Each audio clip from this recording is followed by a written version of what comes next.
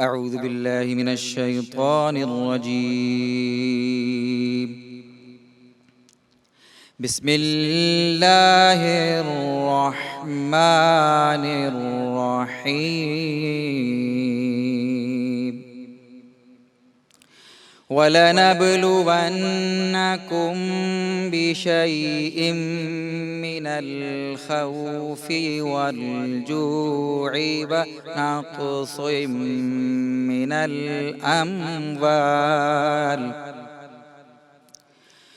ونقص من الأموال والأنفس والثمرات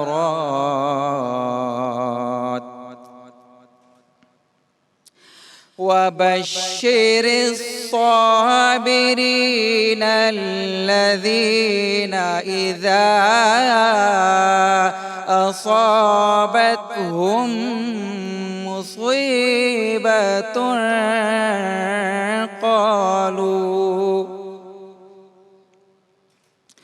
قالوا إنا لله وإنا إليه راجعون. صدق الله العظيم. السلام علیکم دوستو، मां तव्हांजो मेज़बान आसिफ़ सियाल ऐं मूंसां गॾु आहिनि अज़रा ख़ान. जीअं त असां हर सुबुह जो आगाज़ ख़ूबसूरत लफ़्ज़नि सां, ख़ूबसूरत ॾींहंनि सां खे डिस्कस कंदे ख़ूबसूरत महिमाननि सां गॾु गुज़ारींदा आहियूं ऐं ख़ूबसूरत ॾींहं यादि रखी करे उन्हनि ते ग़ौर फ़िक्र करे उन ते ॻाल्हाईंदा आहियूं, उन्हनि जे बारे में इंफॉर्मेशन ॾींदा आहियूं. पर मां सम्झां पियो असां जेके बि असां प्रोग्राम अॼु ताईं कया आहिनि या जेके बि असां प्रोग्राम अॻिते हली कंदासीं पूरी जेसीं ताईं ज़िंदगी आहे, पर मां सम्झां पियो अॼोको जेको ॾिहाड़ो आहे उहो तमामु ॾींहंनि खां वधीक मुबारक आहे ऐं छा त अज़ीम ॾींहुं आहे 12 रबीउल अव्वल, असांजे प्यारे महबूब मोहम्मद मुस्तफ़ा सल्लल्लाहु अलैहि वसल्लम जी विलादत जो ॾींहुं आहे. छा त बरकतूं महसूसु थियनि पियूं, छा त रौनकूं आहिनि ऐं असांखे बचपन खां वठी ॾिसंदा पिया अचूं की कहिड़े तरीक़े सां, कहिड़ी मुहबत सां, ख़ुशियुनि सां मीलाद जूं सेलिब्रेशन्स थींदियूं आहिनि. ऐं असां जेकॾहिं पंहिंजे उन जेको सेलिब्रेशन खे यादि कयूं ॻोठ जे हिसाब सां, मूंखे यादि आहे इहो ई समा हूंदो आहे की गुलनि जूं पतियूं पंहिंजे घरनि में छटींदा आहियूं, गुलनि जो पाणी जेको आहे सो उहो पंहिंजे सॼे इर्द गिर्द चारो दीवारुनि ते हणंदा आहिनि.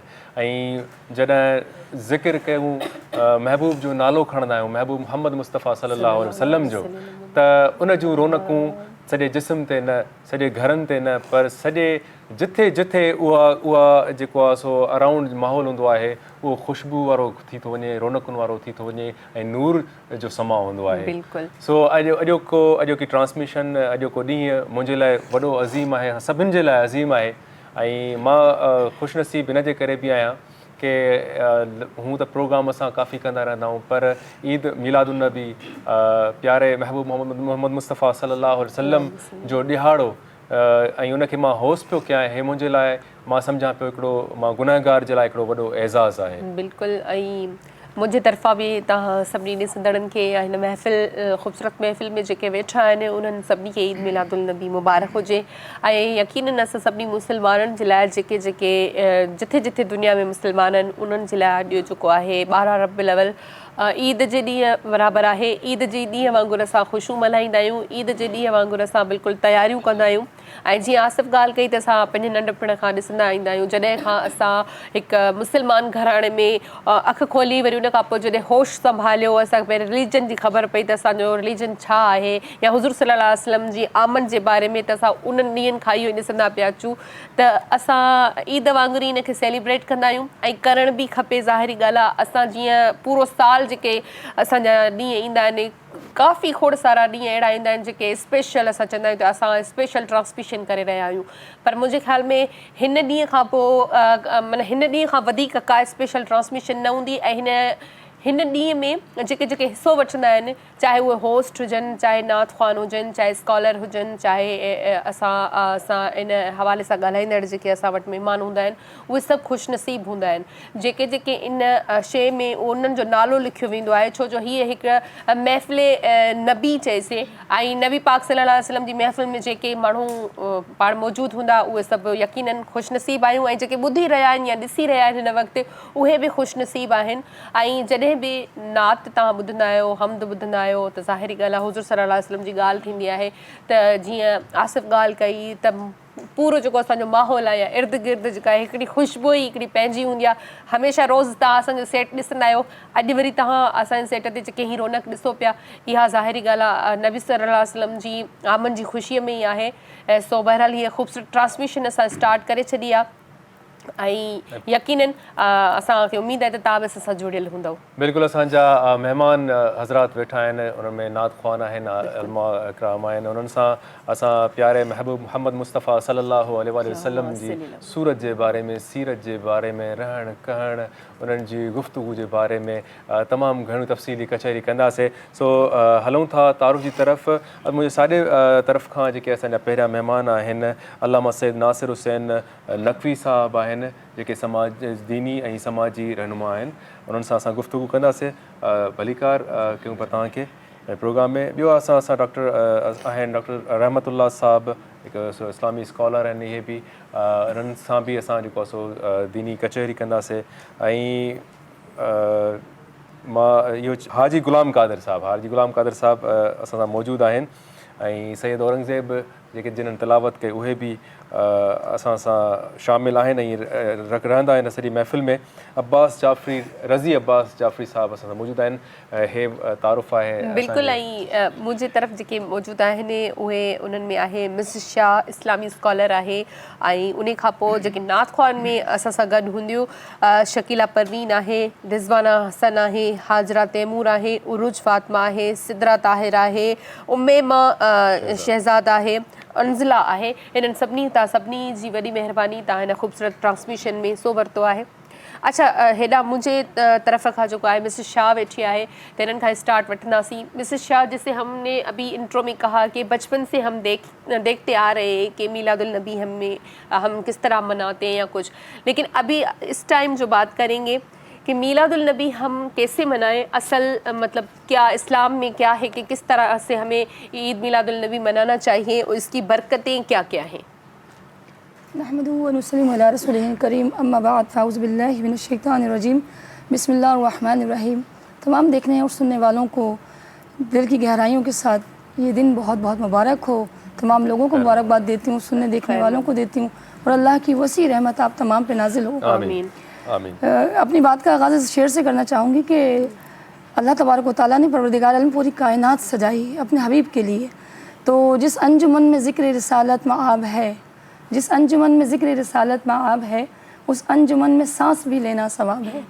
जहाँ पर ज़िक्र सरकार मदीना सल्लल्लाहु अलैहि वसल्लम हो रहा होता है, वहाँ पे हम इंसान जो सांस भी ले रहा होता है वो उसके ऊपर भी सवाब पा रहा होता है। तो परवरदिगार आलम ने कुरान करीम की 6666 आयतों के अंदर अल्लाह ने एक कलाम फरमाया, एक आयत फरमाई। उसका मफ़हूम ये है कि क़द मन्नल्लाहु अलल मोमिनीन, अल्लाह ने मोमिनीन पर एहसान किया। कुरान करीम के अंदर अल्लाह ने अपनी पूरी कायनात का ज़िक्र किया, ज़मीन व आसमान का ज़िक्र किया, शजर व हजर का ज़िक्र किया, शम्स व कमर का ज़िक्र किया, खुश्क व तर का ज़िक्र किया, शजर, फल, अशजार, परिंद, चरिंद तमाम का ज़िक्र किया, मगर कभी किसी इंसान के ऊपर लफ्ज़ एहसान का नहीं इस्तेमाल किया। अल्लाह कुरान करीम में इरशाद फरमा रहा है, क़द मन्नल्लाहु अलल मोमिनीन, कि अल्लाह तुम पे एहसान करता है, इस बास फ़ीहिम रसूलुम, कि तुम में एक रसूल मबऊस फरमाया। यानी अल्लाह एहसान जताना इसलिए चाह रहा है कि अल्लाह ने आपको जितनी नेमतें दी हैं, जितनी ज़िंदगी दी है, और ज़िंदगी से मुताल्लिक़ कायनात में जितनी भी चीज़ें हैं, सबसे बड़ी अल्लाह की नेमत जनाब रसूल खुदा सल्लल्लाहु अलैहि वसल्लम की ज़ात गिरामी है। और उससे बड़ा एहसान हम पे कि हम उम्मत मोहम्मदिया का हिस्सा हैं, उनके नाम पे सदके जाए। और अच्छा, आपने सवाल ये किया था कि किस तरह खुशी मनाई जाए। तो इस्लाम में हर चीज़ की تمیز تہذیب اور اس کے اعمال بتائے گئے ہیں. تو انسان کو جب کوئی خوشی ہوتی ہے تو اس کا اظہار وہ اپنے انداز میں کرتا ہے. وہ جس جگہ پر ہوتا ہے, جس معاشرے میں ہوتا ہے اور جس حیثیت میں ہوتا ہے, وہ جس مقام پر ہوتا ہے اس حساب سے کیا جاتا ہے. تو جناب رسول خدا جو رحمت للعالمین ہیں, رحمت المسلمین نہیں, وہ تمام عالمین کے لیے رحمت ہیں.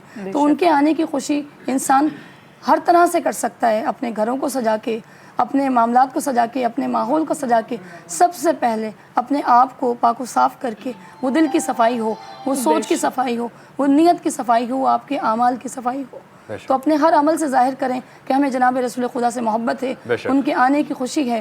ہم گھروں کو سجائیں, اپنے آپ کو پاک صاف کریں, اپنی ذہنیت کو پاک صاف کریں, اپنے ماحول کو پاک صاف کریں. بالکل یہی بات کہ ہمارا اصل جو نبی کریم صلی اللہ علیہ وسلم کی جو کردار ہے, جو اصل سنت ہے, ظاہری سنت, وہ بھی اچھی بات ہے اور لوگ ان کو بھی فالو کرتے ہیں, سنت پہ عمل کرتے ہیں, لیکن اصل جو سنت ہے ان کا کردار ہے. اگر ہم تھوڑا بھی ان کردار پہ ہم چل جائیں تو ہماری زندگی سنور جائے گی. بالکل. اس کے لیے میں ایک بات کہنا چاہوں گی کہ ایک صورت کے لیے, جناب رسول خدا کی ایک صورت کے لیے اللہ نے قرآن کریم میں 114 صورتیں اتاری.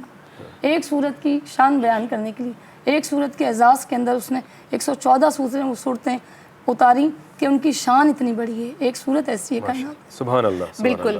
ऐं जेको आहे हाणे नात रसूल बि असां ॿुधंदासीं. सल्ली अला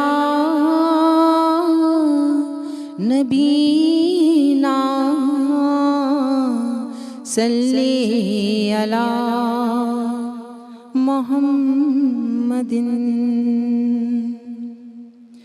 फलक के सितारों, ज़मीं की बहारों, फलक के सितारों, ज़मीं की बहारों, खुशियाँ मनाओ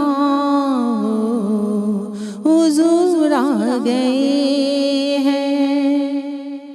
ये कहती थी घर घर में जाकर हलीमा, ये कहती थी घर घर में जाकर हलीमा, मेरे घर रसूले खुदा गए हैं. बड़े आज पर है मेरा रब मुकद्दर, बड़े आज पर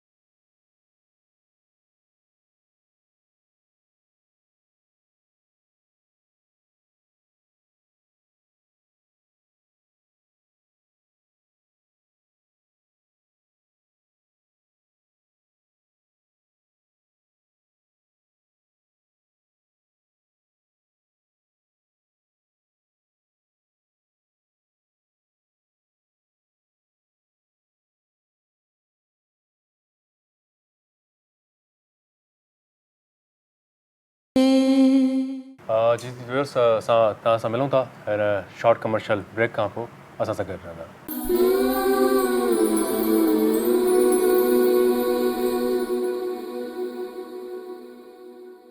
जी दोस्तो, भलीकार पिया चऊं अव्हांखे हिन तमामु ख़ूबसूरत असांजी ट्रांसमिशन सुबुह जी ऐं अॼु 12 रबीउल अव्वल आहे ऐं असां पंहिंजे महबूब मोहम्मद मुस्तफ़ा सल्लल्लाहु अलैहि वसल्लम जी आमद जो ॾींहुं पिया मल्हायूं ऐं भलीकार जॾहिं मां हमेशह ब्रेक खां पोइ जॾहिं चवंदो आहियां ऐं मूंखे अॼु जेको भलीकार जेका आमद जी ॻाल्हि कयां पियो, अॼु मूंखे पंहिंजे लफ़्ज़नि सां प्यारु थिए पियो ऐं इहो भलीकार मां सम्झां पियो कि मुंहिंजे चूंड ऐं इन लफ़्ज़नि जे हिसाब सां ई पंहिंजे महबूब जे लाइ चवणु जेतिरो चवां ओतिरो घटि आहे। सो असां गॾु महिमान मौजूद आहिनि अल्लामा सैयद नासिर हुसैन नकवी साहब। जनाब हम आपको वेलकम करते हैं और मोहम्मद मुस्तफ़ा सल्लल्लाहु अलैहि वसल्लम जी जेकॾहिं असां ॻाल्हि कयूं, उन्हनि जी सूरत जी ॻाल्हि कयूं ऐं जेकॾहिं असां उन तसवुर में बिल्कुलु पाण खे बिल्कुलु ॿुॾी बि वञूं उन तसवुर में, पर पोइ बि उन जी सूरत जेतिरी अज़ीम आहे, जेतिरी सुहिणी आहे, असां उनखे बिल्कुलु बि तसवुर में बि असां उनखे नथा कैच करे सघूं, एतिरो हसीन सूरत आहे। त असांखे तव्हां अॼु साईं जी सीरत जे हवाले सां ॿुधायो। औज़ु बिल्लाहि मिनश शैतानिर रजीम, बिस्मिल्लाहिर रहमानिर रहीम। सभ खां पहिरियां त मां तमामु ॿुधण वारनि सामीन खे जेके मौजूदु स्टूडियो में मौजूदु आहिनि तमामु खे विलादत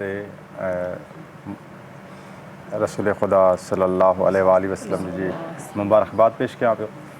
दरअसल इहे जेको अॼोको ॾींहुं आहे, अॼोको ॾींहुं हिकु इंतिहाई बाबरकत ॾींहुं आहे ऐं नबी करीम सल्लल्लाहु अलैहि वसल्लम जी जेका आमद आहे, आमद हिकु मौजज़े खां घटि न आहे। हीअ आमद हिकु मौजज़ो आहे छाजे करे त हीअ अल्लाह जो महबूब सरवर काइनात रहमतुल आलमीन जी आमद जंहिं टाइम ते थी आहे त इहा आमद जे खां बाद में हीअ पूरी दुनिया जो निज़ाम तब्दील थियो आहे। तव्हां असां जॾहिं तारीख़ जा वर्क असां खोलींदासीं त तारीख़ जे वर्कनि में जॾहिं नबी करीम सल्लल्लाहु अलैहि वसल्लम जिन जी हिन दुनिया में आमद थी आहे त पूरो निज़ाम तब्दील थी चुको आहे। पूरो निज़ाम एतिरे हद ताईं तब्दील थी चुको आहे त जीअं जा अल हक़ ज़ाकल बातिल, जॾहिं हक़ आयो त बातिल जेको आहे सो मिसियार थी वियो।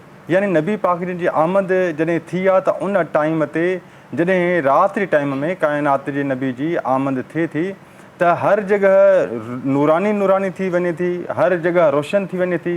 एतिरी ताईं तारीख़ में आयो आहे त जेका यमन जी इमारत ई उहा इमारत जेका आहे उहा लाल थी वञे, मिस्र जी जेके इमारतूं आहिनि उहे इमारतूं यानी पूरी जेका दुनिया आहे उहा दुनिया हिकु रोशन थी वञे। रोशन थियण खां बाद में शैतान उन टाइम ते परेशानीअ जे आलम में अची करे आवाज़ु ॾिए थो त हीअ हेतिरी वॾी रोशनी छाजे करे आहे, कहिड़ी शइ जे करे आहे। उन खां बाद में जॾहिं हज़रत जिब्राइल खां पुछा करे थो त इहो ई आवाज़ु अचे थो त जा कल बातिलो कान ज़हूका, यानी हक़ आयो आहे ऐं बातिल जेका आहे मिसियार थी वियो आहे। नबी पाक जी आमद सां पूरी दुनिया रोशन थी वई आहे ऐं हीअ अलाह पाक जी तरफ़ खां हीअ उहा अमानत हुई जेका अमानत दीन जे लाइ, दीन जे तकमील जो हिकिड़ो सबबु हुई। काइनात जे नबी जिन जी जॾहिं आमद थी आहे त आमद खां बाद में मक़सदु छा हुयो काइनात जे नबी जिन जो हिन दुनिया ते अचणु? मक़सदु इहो हुयो त नबी पाक जिन जी जेका उम्मत आहे उन उम्मत जी इस्लाह थिए। क़ुरान मजीद जेको हज़रत मोहम्मद मुस्तफ़ा सल्लल्लाहु अलैहि वसल्लम ते नाज़िल थिए थो त क़ुरान मजीद बि हिकु क़िस्म जो मौजज़ो आहे। नबी करीम सल्लल्लाहु अलैहि वसल्लम जिन जी जेका आमद आहे उहा आमद बि हिकु मौजज़ो आहे। नबी करीम जिन जी वालिदा जनाब बीबी आमना ख़ातून ऐं अगरि ॾिठो वञे त वालिद मोहतरम जनाब हज़रत अब्दुल्ला, जनाब हज़रत अब्दुल्ला वञनि था वापार जे ख़ातिर, तिजारत जे ख़ातिर। अञा जनाब रसूल ख़ुदा सल्लल्लाहु अलैहि वसल्लम पंहिंजे वालिदा जे बतन अतहर में ई आहिनि त उनजो वालिद मोहतरम हिन दुनिया खां इंतकाल करे वञनि था। काइनात जो नबी जॾहिं हिन दुनिया में अचनि था, अचण खां बाद में दुनिया तब्दील ईअं थी वञे त हिकु नूरानी नूर आहे, हिकु अलाह जो महिमान आहे।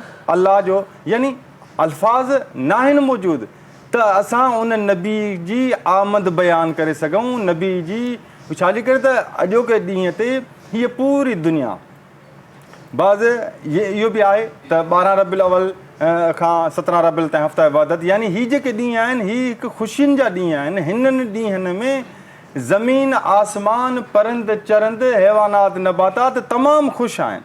ईअं खई चयो वञे त जेके जेके नबी करीम सल्लल्लाहु अलैहि वसल्लम जी ज़िंदगीअ खे ॾिठो, नबी करीम सल्लल्लाहु अलैहि वसल्लम जी सीरत ते हलिया, उहे इंसान कामयाबु थिया, उहे इंसान जेके आहिनि हक़ीक़ी बंदा थिया। छाजे करे त नबी करीम जिन जी आमद जेका हुई, आमद खे तस्लीम करणु ख़ुदा जे वहदानियत खे तस्लीम करणु बराबरि हुयो। सुभान अल्लाह, बिल्कुलु ॾाढी भली ॻाल्हि कई। ऐं हाणे जेको असां नात जी तरफ़ हलंदासीं, रज़ी अब्बास जाफ़री साहब छा पिया ॿुधायो? अगर कमली वाले की रहमत ना होती तो हम बेसहारों का क्या हाल होता। रसूले खुदा का सहारा ना मिलता तो हम बेसहारों का क्या हाल होता। वो आका वो मौला वो दाता हमारे, वो आका वो मौला वो दाता हमारे, खुदाई के प्यारे खुदाई के प्यारे खुदा के दुलारे, खुदाई के प्यारे खुदा के दुलारे। मोहम्मद जो दुखियों के हामी ना होते तो किस्मत के मारों का क्या हाल होता। अगर कमली वाले की रहमत ना होती तो हम बेसहारों का क्या हाल होता। मोहम्मद का जलवा है जलवा खुदा का, मोहम्मद का जलवा है जलवा खुदा का, मोहम्मद का पर्दा है मोहम्मद का पर्दा है पर्दा खुदा का, मोहम्मद का पर्दा है पर्दा खुदा का। अगर आप आ जाते पर्दे से बाहर तो फिर चांद तारों का क्या हाल होता। अगर आप आ जाते पर्दे से बाहर तो फिर चांद तारों का क्या हाल होता। अगर कमली वाले की रहमत ना होती तो हम बेसहारों का क्या हाल होता। रसूले खुदा का सहारा ना मिलता तो हम बेसहारों का क्या हाल हो। ऐं उहे ॻाल्हि आहे अॼु जेका असां रोज़ चवंदा आहियूं असांजो प्रोग्राम अॼु इलाही स्पेशल आहे ऐं यकीनन तव्हां ॾिसिजो खोड़ सारो फ़ाइदो थींदो पर अॼु जो जेको प्रोग्राम आहे उहो त स्पेशल खां बि स्पेशल आहे ऐं यकीनन उमेदु कयूं था त सभु जेके ॿिया आहिनि असां सां जुड़ियल हूंदा ऐं प्लस में जेको आहे असां जॾहिं बि नात रसूल ॿुधंदा आहियूं दिलि में इंसानु ॿुधंदो आहे कननि सां पर दिलि मां हिकिड़ी दुआऊं बि निकिरंदियूं आहिनि पोइ उहे पंहिंजे लाइ हुजनि आस पास वारनि लाइ हुजनि दुआऊं जेके आहिनि उहे बि खोड़ सारो असरु रखंदियूं आहिनि असांजी ज़िंदगी ते ऐं जॾहिं असां अलाह ताला खे नबी सल्लल्लाहु अलैहि वसल्लम जो वास्तो ॾेई करे का बि दुआ घुरंदा आहियूं त यकीनन उहा ज़रूरु क़बूल थींदी आहे पोइ चाहे उहा देरि थिए या सवेर थिए पर छो जो नबी ज़ुर सल्लल्लाहु अलैहि वसल्लम ज़ाहिरी ॻाल्हि आहे उन्हनि जो प्यारो नबी आहे उनजो महबूब आहे त उन्हनि जो वास्तो ॾेई असां को बि सुवाल कंदासीं त यकीनन असां जेको आहे असांजी उहा दुआ पूरी थींदी बिल्कुलु इहो आहे की नबी वसल्लम जी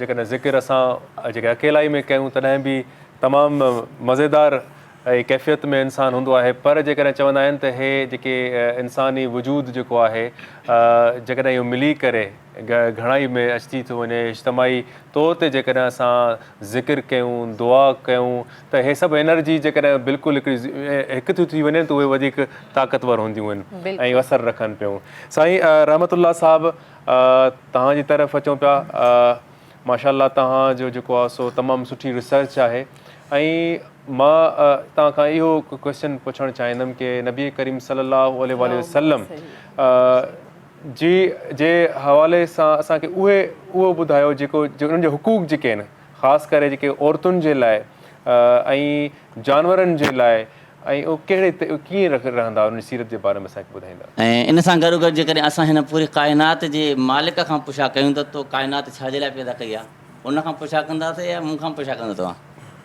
ॿुधाईंदा उन खां पुछा कंदासीं काइनात जे ख़ालिक खां पुछा कंदासीं त मालिक ही काइनात तो छाजे लाइ पैदा कई आहे आम माण्हुनि खां न मौलविन उलमा मुफ़्तियान मुहक़्क़िक़ीन मुफ़स्सिरीन मुहद्दिसीन खां न पुछा कंदासीं जहिड़े तरीक़े सां ही महफ़िल जेका सजायल आहे मूंखां कोई नथो पुछा करे सघे तव्हां खां पुछा कंदा छो त अल्लाह ताला खां पुछा कयूं था अल्लाह ताला ही काइनात तो छाजे लाइ तख़लीक़ कई आहे छाजे लाइ सजाई आहे अल्लाह ताला क़ुरान मजीद जे अंदरि फरमाए थो सूरह ज़ारियात में वमा ख़लक़तुल जिन्न वल इंस इल्ला लियअबुदून ऐं इंसानो मां जिननि ऐं इंसाननि खे सिर्फ़ु पंहिंजे इबादत जे लाइ तख़लीक़ कयो आहे हीअ वजह तख़लीक़ अल्लाह ताला क़ुरान मजीद जे अंदरि ॿुधाए छॾी हाणे न मूंखे का शइ इन में ऐड करण जी ज़रूरत आहे न तव्हांखे ऐड करण जी ज़रूरत आहे न इन मां का ॻाल्हि कढण जी ज़रूरत आहे अल्लाह ताला पाण ॿुधाए छॾियो छा ॿुधाए त वमा ख़लक़तुल जिन्न वल इंस इल्ला लियअबुदून इन जो मक़सदु आहे त अल्लाह तबारक व तआला पूरी इंसान ज़ात खे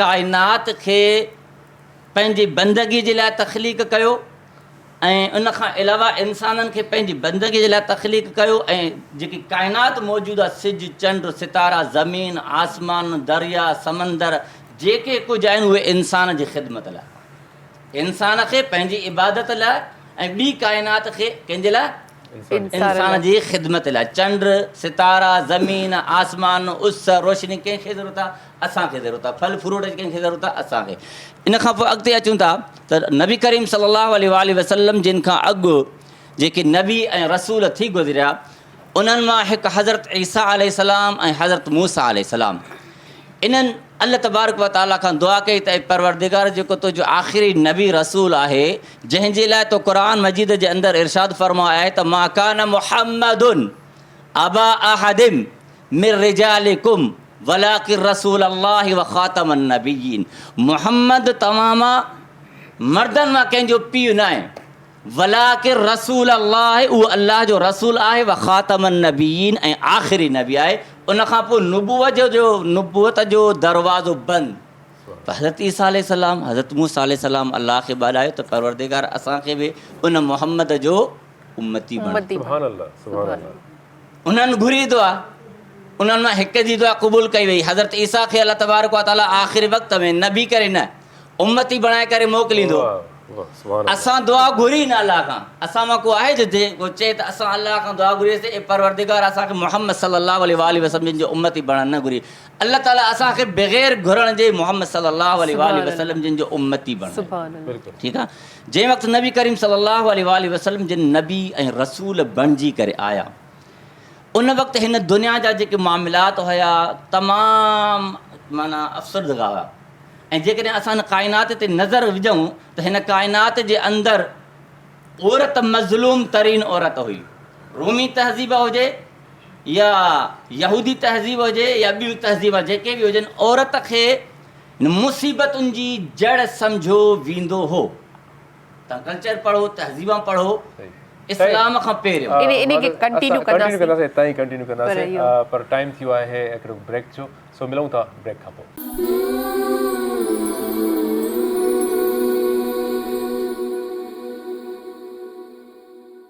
भलीकार भलीकार अल्लाहुम्मा सल्लि अला सय्यिदना व मौलाना मुहम्मदिन व अला आलि मुहम्मदिन कमा सल्लैत अला इब्राहीम व अला आलि इब्राहीम इन्नका हमीदुम मजीद। जी रहमतुल्लाह साहब, हितां ई पाण कंटिन्यू कंदासीं। जेका पंहिंजी ॻाल्हि हले पई त नबी करीम सल्लल्लाहु अलैहि वसल्लम जिन जे विलादत खां पहिरियों मुआशिरे जा जेके हालात हुआ उन में औरत जो जेको हाल हो तमामु बदतर हो। मुख़्तलिफ़ तहज़ीबुनि जे अंदरि, मुख़्तलिफ़ मज़हबनि जे अंदरि औरत खे काई बि हैसियत न ॾिनी वेंदी हुई ऐं औरत खे मुसीबतुनि मुश्किलात जी जड़ सम्झो वेंदो हुयो। ऐं जॾहिं नबी करीम सल्लल्लाहु अलैहि वसल्लम जन जलवा अफ़रोज़ थिया, इन किसे खे बयानु करण खां अॻु हिकिड़ी हदीस मां नबी करीम सल्लल्लाहु अलैहि वसल्लम जी ॿुधाईंदुसि। पाण करीम सल्लल्लाहु अलैहि वसल्लम जिन फरमायो त अल उलमा वरसतुल अंबिया, आलिमनि जी इहा ज़िमेदारी आहे त सही ऐं सची ऐं सदी ॻाल्हि कनि। ठीकु आहे। ऐं हिते हिकिड़ो हम्द पढ़ियो वियो, उन में मुहम्मद जो जलवो, अल्लाह जो जलवो, ऐं अल्लाह तबारक व तआला चए थो लैसा कमिस्ली शैउन व हुव समीउल बसीर। क़ुरान ईअं थो चए त पंहिंजी ॻाल्हि हले पई त नबी करीम सल्लल्लाहु अलैहि वसल्लम जिन खां अॻु औरत ज़िंदा दरगो कई वेंदी हुई। जंहिं घर में औरत पैदा थींदी हुई उनखे ज़िंदा पोरे छॾींदा हुआ। उहो इन जे करे त मथां को असांजो सुभाणे भाङे भाईवार थिए, असांजो को नियाणो थिए, इन जे करे औरत खे ज़िंदा दरगो कयो वेंदो। क़ुरान मजीद जे अंदरि अल्लाह तबारक व तआला फरमाए थो वल मऊदत, ऐं ज़िंदा दरगो कयल औरत खे ठीकु बिआई ज़म्बिन क़ुतिलत, सवाल कयो वेंदो क़यामत वारे ॾींहुं त हिन औरत खे, हिन ॿारड़ीअ खे, हिन नंढड़ीअ खे कंहिं जुर्म जे करे क़तलु कयो वियो। उहो ज़माना आहे जाहिलियत वारो ज़मानो अॼु असां पंहिंजे हिन मुआशिरे जे अंदरि ॾिसूं था पिया त नबी करीम सल्लल्लाहु अलैहि वसल्लम जिन जॾहिं आया उन औरत खे खणी करे उनजो मक़ाम आला अरफ़ बुलंद कयो। मुआशिरे जे अंदरि विरासतुनि जे अंदरि औरत खे को बि मक़ाम न हो, का बि विरासत उनखे न मिलंदी हुई। अल्लाह तबारक व तआला फरमाए यूसीकुम अल्लाहु फी औलादिकुम लिज़करी मिस्लु हज़्ज़िल उनसयैन।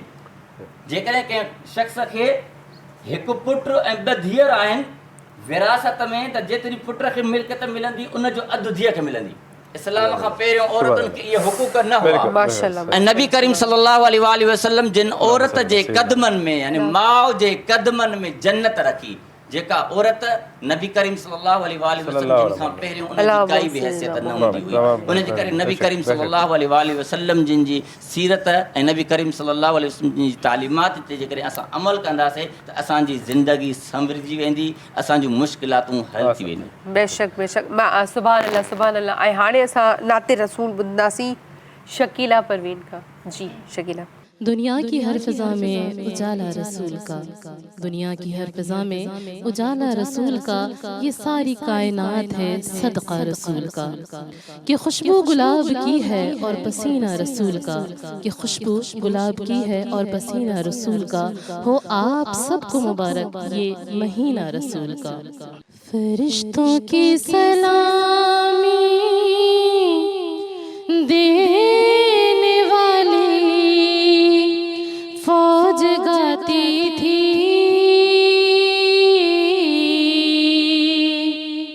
जनाबे आमना सुनती थी, आवाज आती थी अल्लाहुम्मा सल्ली अला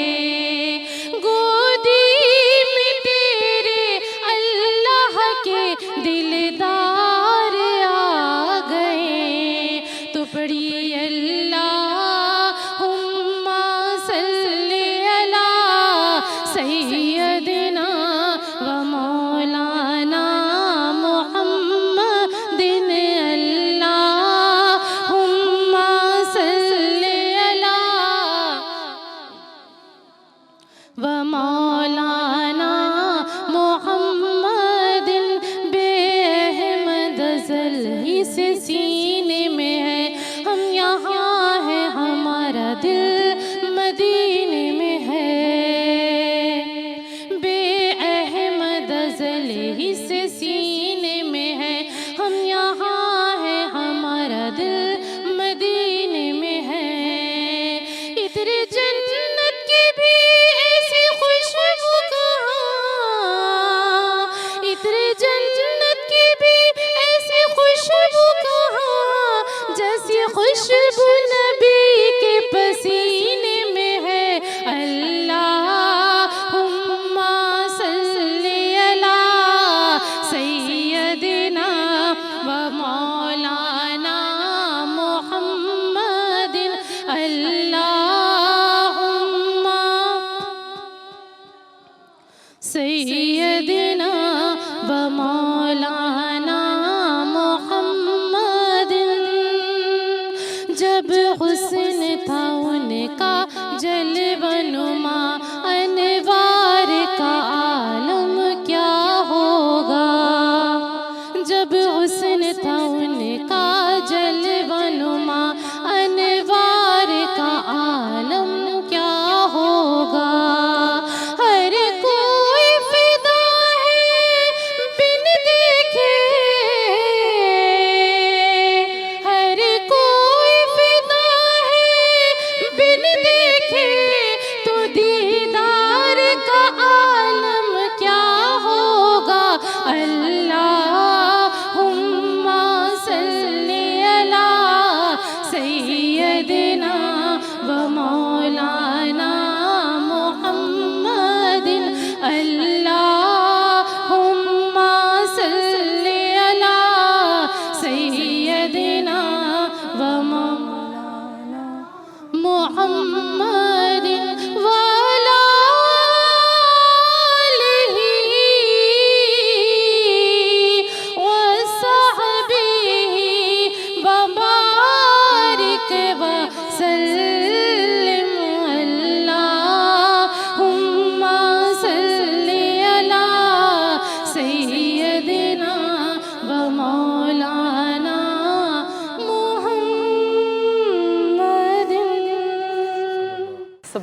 सुभान अल्लाह। ऐं माशाल्लाह तमामु ख़ूबसूरत नात रसूल असांखे ॿुधाई शकीला परवीन ऐं मिसिस शाह बि असां सां गॾु आहे। त हुज़ूर सल्लल्लाहु अलैहि वसल्लम जी सुन्नतुनि जी जीअं ॻाल्हि हले पई ऐं असांखे कीअं उन जी सुन्नतुनि मुताबिक़ ज़िंदगी गुज़ारणु खपे, उन हवाले सां चवंदासीं त आप उनकी सुन्नतों पे कुछ रोशनी डालें।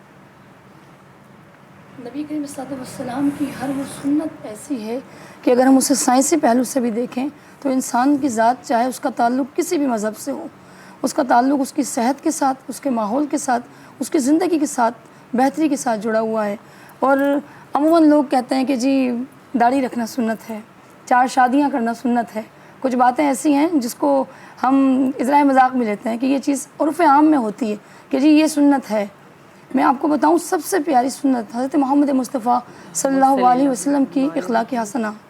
इंसान का अगर इख़लाक़ अच्छा हो तो वो अपने घर में, अपने वालिदैन के साथ, अपने अहल ख़ाना के साथ, अपने माशरे में जहाँ वो काम करता है, जिन लोगों के साथ रहता है, फ़कत एक सुन्नत इख़लाक़ हसना, हुज़ूर का इख़लाक़।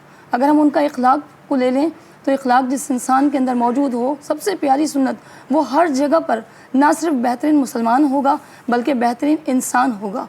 मैं अमूमन लोगों को कहती हूँ कि अपने बच्चों को ये ना बताएं कि बड़े होकर ही बनना है, अपने बच्चों को ये बताएं कि आपने बेहतरीन इंसान बनना है, क्योंकि बेहतरीन इंसान अपने आप को रिप्रेजेंट करता है कि एक मोमिन, एक मुसलमान ऐसा है तो नबी करीम का इख़लाक़ कैसा होगा। मिसिस शाह तमामु सुठी ॻाल्हि कई। तव्हांखां बल्कि तव्हां मूंखे इहो ॿुधायो कि जीअं असां मिसाली ॻाल्हि वाक़ई कोट कंदा रहंदा आहियूं त 4 शादियूं करणु सुन्नत आहे, असां हिनखे जेको आहे सो हिकिड़ो मज़ा ठाहे छॾियो आहे ऐं इन जी मतिलबु वाक़ई में माण्हू मां सम्झां पियो अकाउंटेबल हुजणु खपे, उनखे मना करणु खपे माण्हू खे स्ट्रिक्टली ऐं अहिड़े तरीक़े सां ॿिए हिकु तरीक़े सां मिसाल ॾेई सघे थो हिन शइ जी। बाक़ी उनखां अलावा हे त ज़ाहिरी जेके सुन्नतूं आहिनि, असां ॾाढी रखंदा आहियूं या जेको सो संवारींदा आहियूं पंहिंजे पाण खे, काफ़ी ज़ाहिरी सुन्नतूं अमल में आणींदा आहियूं असां, पर कॾहिं बि असां इहो अख़लाक़ या सीरत नबी वसल्लम जी खे कॾहिं बि शायदि एतिरो गौर फ़िक्र कयो आहे जेतिरो असां ज़ाहिरी सुन्नतुनि खे असां कयो आहे। बिस्मिल्लाहिर्रहमानिर्रहीम। नबी करीम सल्लल्लाहु अलैहि वसल्लम जिन जी हिकिड़ी हदीस आहे, पाण करीम सल्लल्लाहु अलैहि वसल्लम जिन फरमाइनि था किराम रिज़वानुल्लाह अलैहि मजमून पुछा कयो त अल्लाह जा रसूल केरु जन्नत में दाख़िल थियण खां इनकार कंदो? पाण करीम सल्लल्लाहु अलैहि वसल्लम जिन फरमायो मन असानी दख़लल जन्न व मन अबा, यानी जेको मुंहिंजे सुनत ते हलंदो, सुनत खे फॉलो कंदो, उहो जन्नत में दाख़िल थींदो, ऐं जेको मुंहिंजी सुनत खे छॾे ॾींदो उहो सुनत जन्नत में दाख़िल थियण खां उन इनकार करे छॾियो। त अल्लाह तबारक व तआला बि क़ुर मजीद जे अंदरि तमामु घणनि जॻहियुनि ते इरशाद फरमायो। उन मां हिकिड़ी आयत मां तव्हांजे आरो पढ़ां थो। सूरह अहज़ाब में अल्लाह तबारक तआला जो फरमान आहे त लक़द कान लकुम फ़ी रसूलिल्लाहि उस्वतुन हसना। हिन नंढड़ी क़ुर मजीद जी आयत जे अंदरि नबी करीम सल्लल्लाहु अलैहि वसल्लम जिन जी पूरी ज़िंदगी असांजे लाइ उस्वा हसन आहे। शादी वारी ज़िंदगी हुजे, वालदेन वारी ज़िंदगी हुजे, औलाद वारी ज़िंदगी हुजे, नबी करीम सल्लल्लाहु अलैहि वसल्लम जिन जी सियासत वारी ज़िंदगी हुजे, इबादत वारी ज़िंदगी हुजे, उन खां अलावा हुकूमत वारी ज़िंदगी हुजे, नबी करीम सल्लल्लाहु अलैहि वसल्लम जिन हर शोबे में असांजी रहनुमाई कनि था पिया। ऐं क़ुर मजीद जेको मोहम्मद सल्लल्लाहु अलैहि वसल्लम जिन जे मथां अल्लाह तबारक व तआला नाज़िल फरमायो, जेका तव्हां शादियुनि जी ॻाल्हि कई, उन में अल्लाह तबारक व तआला फरमायो फनकिहू मा ताब लकुम मिनन निसाई मसना व सुलास व रुबा।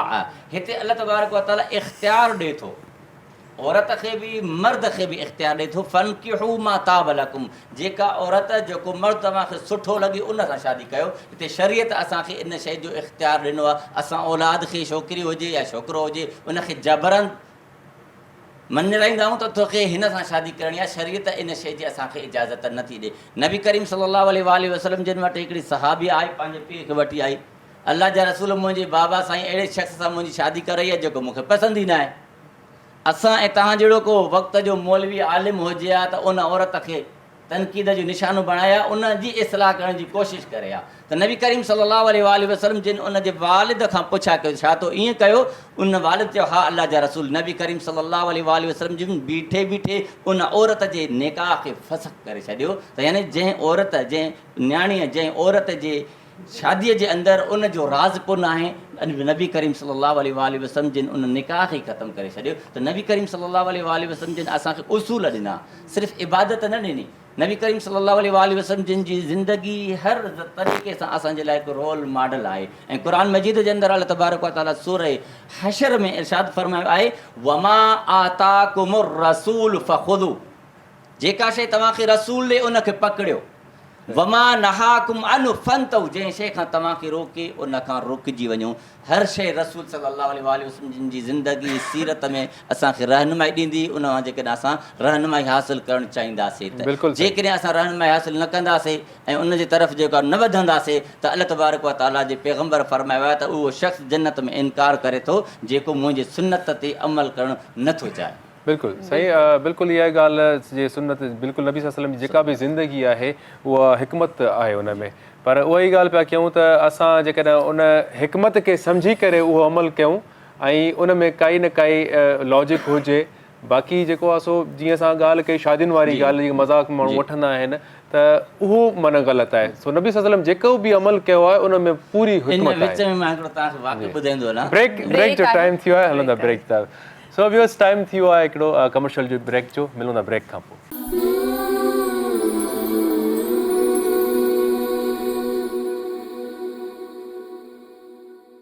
भलीकार नाज़रीन, भलीकार हिकु दफ़ो ॿीहर तव्हांखे भलीकार पिया कयूं हिन ईद मिलादुन्नबी जी ॾींहं ते। ऐं तमामु सुठी ट्रांसमिशन हले पई असांजी। ऐं जॾहिं इन भलारे ॾींहं जी ॻाल्हि पिया कयूं त अॼु मां ईअं महसूसु हिकिड़े तमामु नंढड़े नंढड़े मासूम सुहिणे फ़रिश्ते जहिड़े चहिरे ते मुंहिंजी नज़र पई ऐं मां सम्झो की उहो चहिरो असां वटि अची वियो। मां सम्झो की हिकिड़ी ब्लेसिंग असांजे हिन महफ़िल में पुॼी वई आहे। ऐं ब्लेसिंग ते जेको आहे सो तव्हां जेको आहे सो नज़र विझरायो। नाज़रीन, आपका नाम क्या है? मेरा नाम बरिया शाह है। बरिया शाह, माशाल्लाह। पढ़ती है? जी। कौन सी क्लास में? सीनियर में। अच्छा, अभी अब क्या सुनाएंगे हमें? नात सुनाएंगी। तो चले पहले हम बरिया का नात सुनते, फिर हम इससे मज़ीद बात करेंगे, ठीक है? ओके, नात सुनाए। हमने आँखों से देखा नहीं है मगर उनकी तस्वीर सीने में मौजूद है। जिसने लाकर कलाम इलाही दिया جس نے لا کر کلام الہی دیا وہ محمد مدینے میں موجود ہے. پھول کھلتے ہیں پڑھ پڑھ کے صلی علی.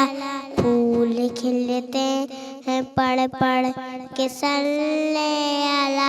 جھوم کر کہہ رہی ہیں یہ باتیں صبا. ایسی خوشبو چمن کے گلوں میں کہاں. ایسی خوشبو چمن کے گلوں میں کہاں.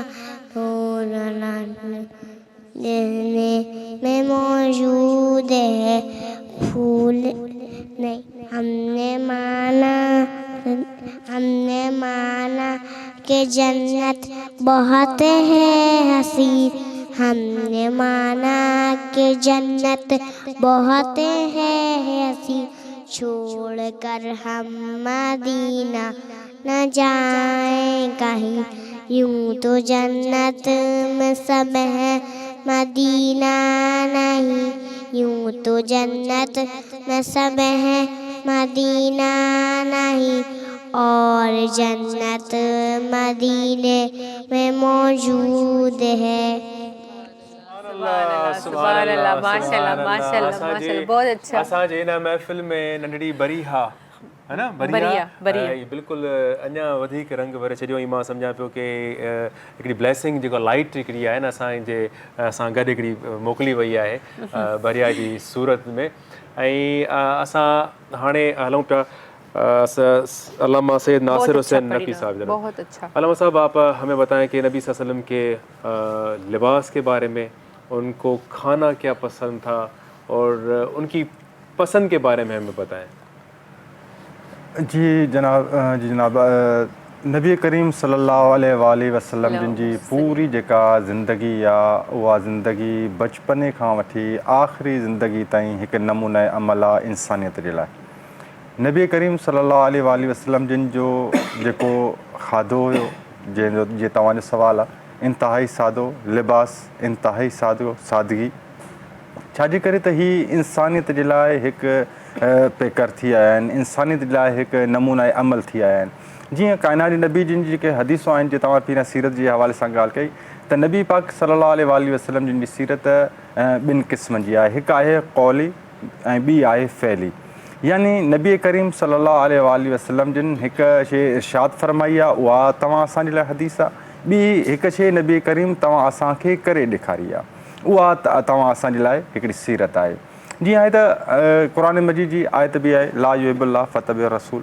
यानी अलाह जी मोहबत तेसि ताईं कमु नथी अचे जेसि ताईं फतबिउ रसूल तव्हां रसूल जी इतबा तव्हां कयो. हता की हिकु जुमिलो पहिरियां आयो आहे त इताअत कयो अतिउल्लाह व अतिउ रसूल. ऐं इताअत कयो अलाह जी ऐं उनजे रसूल जी वा उल अमर मिनकुम जेको साहिब अमर आहे. लेकिन हीअ जेका इतबा आहे उहा इताअत में ऐं इतबा में फ़र्क़ु आहे.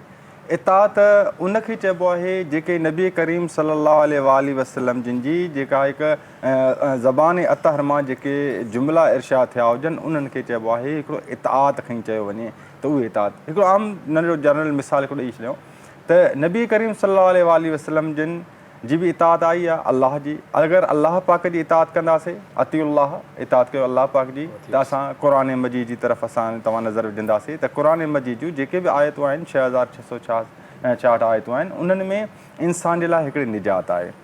उनखां बाद में अतिउ रसूल जी इताअत तव्हां कयो. लेकिन इतबा जेको जुमिलो आयो आहे इतबा जुमिलो रसूल ख़ुदा सल्लल्लाहु अलैहि वसल्लम लाइ आयो आहे त रसूल ख़ुदा सल्लल्लाहु अलैहि वसल्लम जी इतबा कयो त यानी जीअं रसूल ख़ुदा जिन करनि था तव्हां उएं कयो. कुझु अहिड़ियूं सनतूं हुयूं जेके रसूल ख़ुदा सल्लल्लाहु अलैहि वसल्लम जिन करे ॾेखारियूं आहिनि त आया अगरि कंहिंखे मुंहिंजे ज़बान अतर ते या जेको जंहिंखे मुंहिंजियूं हदीसूं सम्झ में नथियूं अचनि त हाणे तव्हां ॾिसो त मां उन्हनि शयुनि खे कीअं अंजाम ॾियां थो. उन्हनि अंजाम जीअं तव्हां ॾिसो त जीअं क़ुरान मजीद जेका पहिरीं तिलावत थी हिन प्रोग्राम जी शुरूआति में त हिकिड़ी आयत जेको आहे सो पढ़ी वई. उन आयत जो मफ़हूम त यानी ए इंसानो तव्हां खां इम्तिहान वरितो वला नबलुवन्नकुम बिशैइन मिनल ख़ौफ़ वजूअ व नक़्सिन मिनल अमवालि वस्समरात वल अनफुस. यानी तव्हां मां हर हिकु इंसान खां इम्तिहान वरितो वेंदो हर शइ जो इम्तिहान वलनबलवनकुम बिशई मिनल ख़ौफ़, यानी जेका तव्हांखे शइ ॾिनी वई आहे, तव्हांखे औलाद ॾिनी वई आहे, उन औलाद जो तव्हांखे इम्तिहान वरितो वेंदो। जेके तव्हांखे समर ॾिना विया आहिनि उहे समर जेके आहिनि उन समर जो इम्तिहान वरितो वेंदो। जेके तव्हांखे मेवा ॾिना विया आहिनि उहे मेवनि जो इम्तिहान वरितो वेंदो। यानी अलाह पाक जूं जेके जेके नेमतूं तव्हां असां ताईं पहुतियूं आहिनि उहे नेमतूं चाहे असां किनायत सां इस्तेमालु कयूं या चाहे असां उन शइ जो क़दुरु न कयूं या चाहे असां उन शइ जो शुक्र अदा न कयूं, लेकिन उन हर हिकु नेमत जो इम्तिहान थींदो। उहे इम्तिहान त असां औलाद जी परवरिश कहिड़े तरीक़े सां कईसीं, असांजी जेके समरात मेवा मिलिया इहे असां कहिड़े तरीक़े सां, हीअ नबी पाक सल्लल्लाहु अलैहि वसल्लम जेके सुनतूं आहिनि उन्हनि सुनतुनि ते तव्हां असां केतिरे हद ताईं अमल कयूं था, इहे तव्हां असांजे लाइ हिकु क़िस्म जो इम्तिहान आहिनि। यानी काइनात जे नबी जिन जी जेका पूरी ज़िंदगी आहे 63 साल जेका ज़िंदगी आहे नबी पाक जी, काइनात जे नबी जी ज़िंदगी में तमामु तर जेके बि शयूं आहिनि उहे इंसान जे लाइ हिकिड़े बहितरीनु नमूने अमल आहिनि। इन नमूने अमल खे अगरि ॾिठो वञे त काइनात नबी जिन तव्हां शुरूआत वारी ज़िंदगी तव्हां ॾिसो, आख़िरी तव्हां असां ज़िंदगी ॾिसूं था त अहिड़ियूं कुझु सुनतूं आहिनि जेके काइनात जे नबी जिन पंहिंजे वक़्त में पंहिंजे साहबा किराम सां हर जॻह ते इरशाद फरमाईंदा रहिया। लेकिन उन टाइम में कुझु अहिड़ियूं बि आयतूं आयूं त हे मुंहिंजा हबीब जेके तोसां गॾु वेठा आहिनि उन्हनि ताईं अञा उन्हनि जे दिलनि ताईं ईमान दाख़िल न थियो आहे।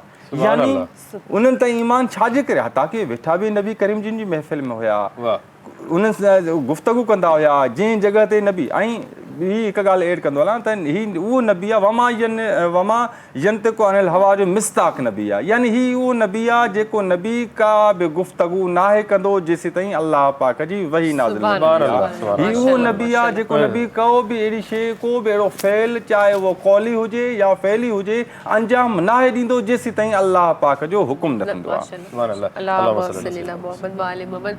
हाणे जेको आहे नाते रसूल बि ॿुधंदासीं। असां वटि सां गॾु असांजे में गेस्ट अची विया आहिनि, मोहम्मद मिठल मेणो हुसैन साहब बि असां सां गॾु आहिनि ऐं बिल्कुलु असां नात ॿुधंदासीं। सैयद औरंगज़ेब खां ॿुधूं असां नात। खुशा वो दिन हरमे पाक की फ़िज़ा में था, ज़ुबान खामोश थी, दिल महवे इल्तिजा में था। खुशा वो दिन हरमे पाक तवाफ करता था परवाना वार काबे का, तवाफ करता था परवाना वार काबे का।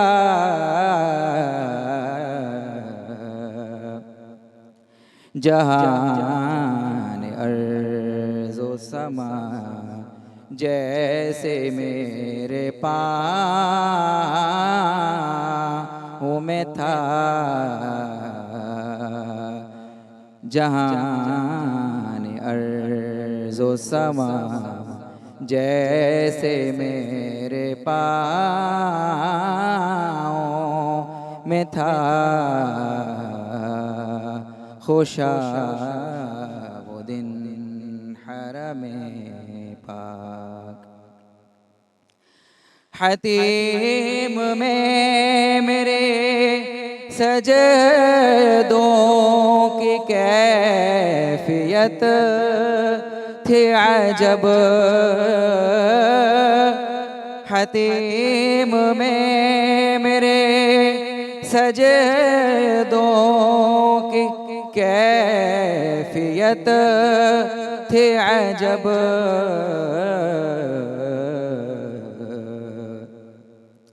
जबी ज़मीं पे थी ज़हन कहकशां में था, जबी ज़मीं پہ تھی اور ذہن کہکشاؤں میں تھا خوشا دن حرم پاک غلاف خانہ کعبہ تھا میرے ہاتھوں میں غلاف خانہ کعبہ تھا میرے ہاتھوں میں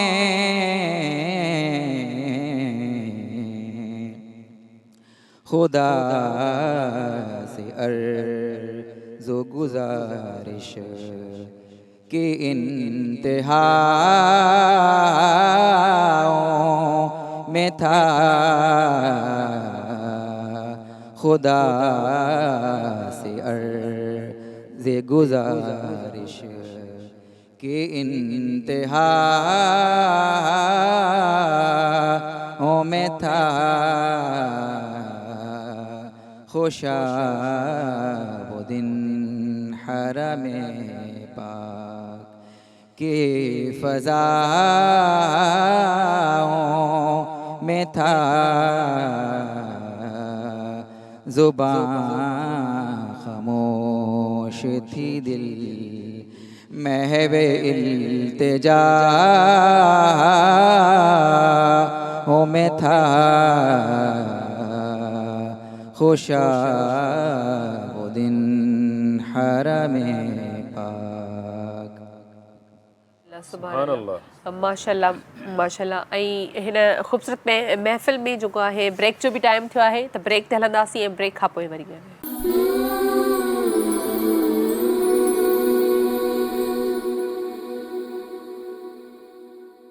भलीकार चऊं था तव्हांखे हिन ख़ूबसूरत महफ़िल में ऐं जेको हाणे नात रसूल असां ॿुधंदासीं उमे मां सजाद खां ॿुधंदासीं जी उमे मां ठंडी ठंडी हवा रहमतों की चली ठंडी ठंडी हवा रहमतों की चली बन के माजे करम मुस्तफ़ा गए बन के माजे करम मुस्तफ़ा गए आ गए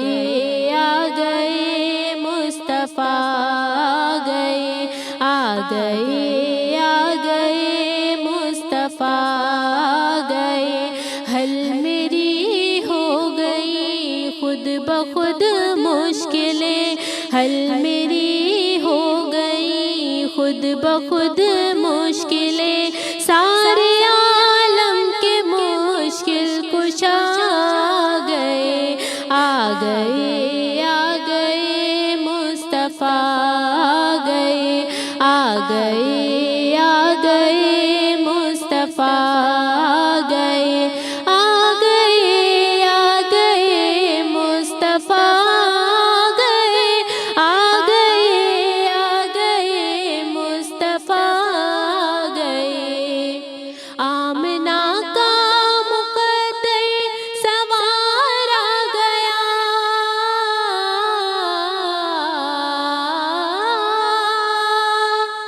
आमना का मुक़द्दर सवारा गया गोद में चाँद जिसके उतारा गया गोद में चाँद जिसके उतारा गया हुरो गुल्मा सलामी को झुकने लगे हुरो गुल्मा सलामी को झुकने लगे पढ़ते रिज़वान सल्ले अला गए आ गए मुस्तफ़ा गए आ गए मुस्तफ़ा गए आ गए मुस्तफ़ा गए आ गए मुस्तफ़ा गए दोनों आलम की किस्मत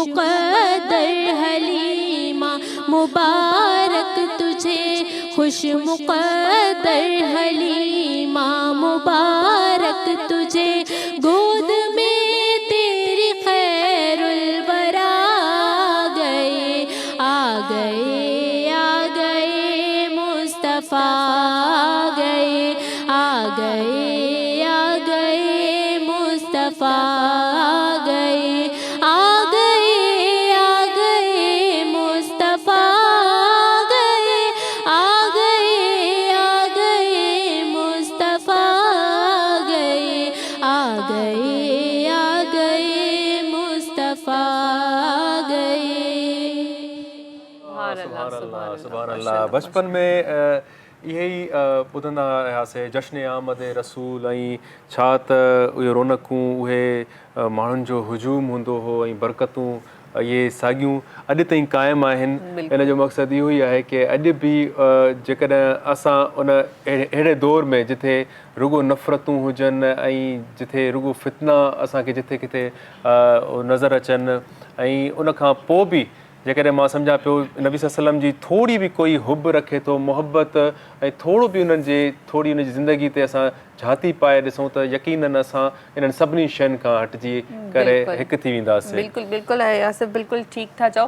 अच्छा, जिथे असां हिन दौर में जिथे हिन असां माहौल में रहूं था, असांखे हर शइ खपे थी, असांखे हर आसाइश बि खपे, आराम बि खपे ऐं असां वटि अॻु में इहो दौर हूंदो त महिमान ईंदा त माण्हू ख़ुशि थींदा, पर हाणे थोरो महिमान ईंदा आहिनि त माण्हू बजाए मतिलबु अगरि ख़ुशि न थींदा आहिनि त वरी मतिलबु थोरो उहो ॾेखारींदा आहिनि, छो जो अॼुकल्ह महांगाई बि एतिरी थी वई आहे। त असां सखावत जी ॻाल्हि कंदासीं। हेॾा मूं सां मिसिस शाह वेठी आहे, असां हुज़ूर सल्लल्लाहु अलैहि वसल्लम जी सखावत जे बारे में उन्हनि खां पुछंदासीं त आप हुज़ूर सल्लल्लाहु अलैहि वसल्लम की सखावत पे थोड़ी रोशनी डालें। बिस्मिल्लाहिर्रहमानिर्रहीम। नबी करीम सल्लल्लाहु अलैहि वसल्लम की हर अदा हर सुन्नत बाकमाल है। जिस तरह मैंने कहा कि एक भी चीज़ अगर हम देखते हैं तो वो साइंसी पहलू से भी, दुनियावी पहलू से भी, माशरती पहलू से भी, हर हवाले से तो सरकार मदीना सल्लल्लाहु अलैहि वसल्लम की सखावत का क्या आलम है कि जिस टाइम पे मक्का फतह हुआ और उसके बाद बहुत सारे लोग मुजरिम बनकर और बहुत सारे लोग जब हुजूर की बारगाह में पेश किए गए तो आपने अपनी सखावत के बेशुमार मौजज़े दिखाए हैं, कारनामे हैं, बहुत सारे हैं।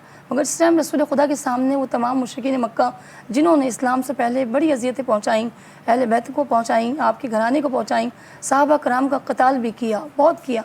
जब वो मुजरिम बनकर आए और जब वहाँ पर कैदी बना के आपके सामने खड़े किए गए तो आपने उनको बहुत सो नहीं ये सोचा कि शायद आज हमें कड़ी से कड़ी सज़ा दी जाएगी, हमारे आमाल के मुताबिक हमारा फ़ैसला होगा। लोगों की सोचें बहुत मुख्तलिफ थीं, मगर जनाब रसूल खुदा की सखावत आपकी रहमत का बहुत बड़ा अमली मिसाल था कि जनाब रसूल खुदा रहमतुल लिल आलमीन सखावत में इतने सख़ी हैं कि अपने आप पर, अपने अहले बैत पर, अपने असहाब पर जुल्म करने वालों को भी आम माफ़ी दी गई। सबसे बड़ी सखावत जनाब रसूल खुदा की। वैसे तो सख़ी घराना है, सख़ी हैं आप, सखावत है, मगर जनाब रसूल खुदा ने जिस टाइम में कुफ़ार को और मुजरिमों को और उन कैदियों को जिनको सज़ा बनती थी, कोई बादशाह होता, कोई भी जज होता या कोई भी मुंसिफ होता, कोई काजी होता, तो उसको इख्तियार था कि दीन भी इख्तियार देता है कि कत्ल का बदला कत्ल है, एक हाथ का बदला हाथ है। मगर जनाब रसूल खुदा ने बेशुमार तकलीफ़ों के बदले में उनको आम माफ़ी दी। सुभान अल्लाह। बिल्कुल बिल्कुल वो दरगुजर भी करने वाले का मामला फरमाया। मोहम्मद मिठल मेणो असां सां गॾु मौजूदु आहिनि, तव्हां असांखे नात ॿुधाईंदा। सल्लल्लाहु अलैहि या रसूल अल्लाह वसल्लम अलैहि या हबीब अल्लाह। है लख एहसान रब रहमान मेहर करे महबूब दिनुई। है लख एहसान रब रहमान मेहर करे महबूब दिनुई, मेहर करे महबूब दिनुई, मेहर करे महबूब दिनुई। खूब खुशल जो खूब दिनुई है, मेहर करे महबूब दिनुई। खैर खुशल जो खूब दिनुई, लख एहसान रब रहमान कुर्ब करे महबूब दिनुई।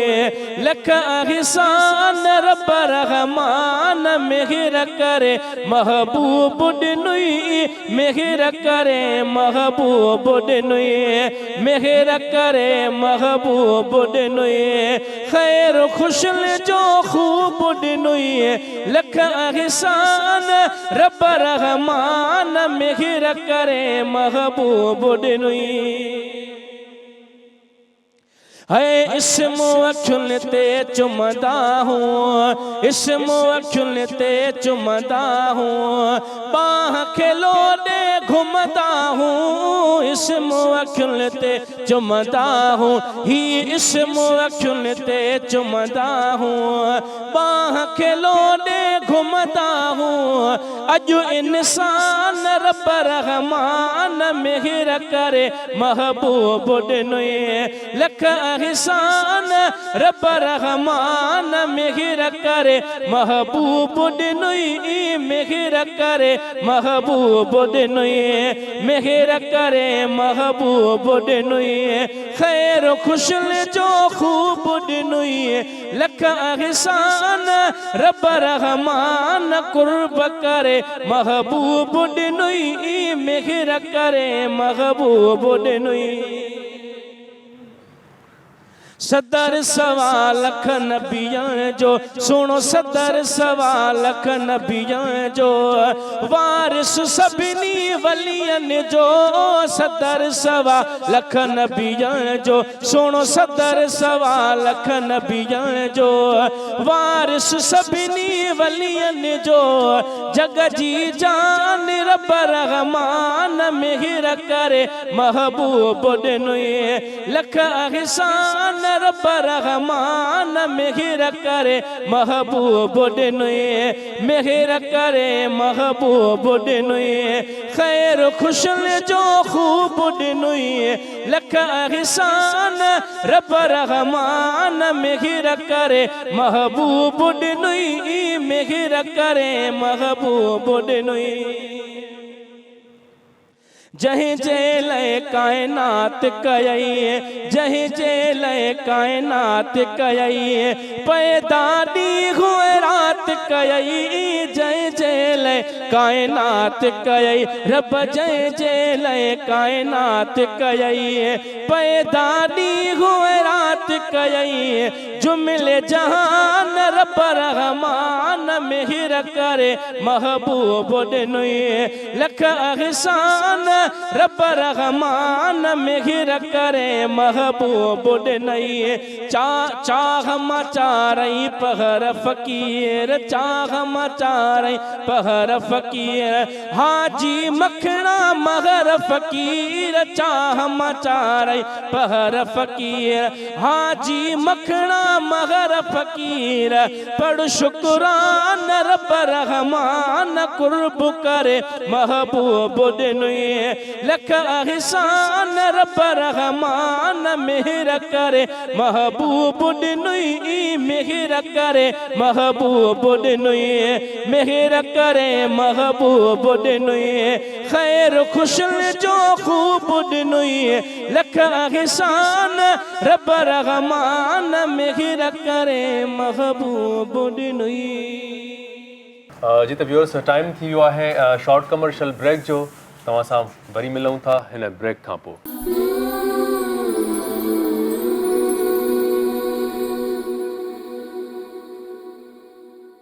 हिकु दफ़ो ॿीहर तव्हांखे हिन ख़ूबसूरत ट्रांसमिशन में भली कार कयूं था ऐं जीअं त मिसिस शाह सां गॾु आहे मिसिस शाह खां पुछंदासीं हुज़ूर सल्लल्लाहु अलैहि वसल्लम जॾहिं पैदा थिया हिन दुनिया में अची चुका हुया त उन खां पोइ बि जेको आहे 12 रबीउल अव्वल जो ॾींहुं जेको हीअं न एतिरे एहतमाम सां असां मल्हाईंदा आहियूं ईद वांगुरु मल्हाईंदा आहियूं त जॾहिं हुज़ूर सल्लल्लाहु अलैहि वसल्लम जी आमद थी चुकी हुई त उसके बाद भी क्या ये दिन मनाया जाता था?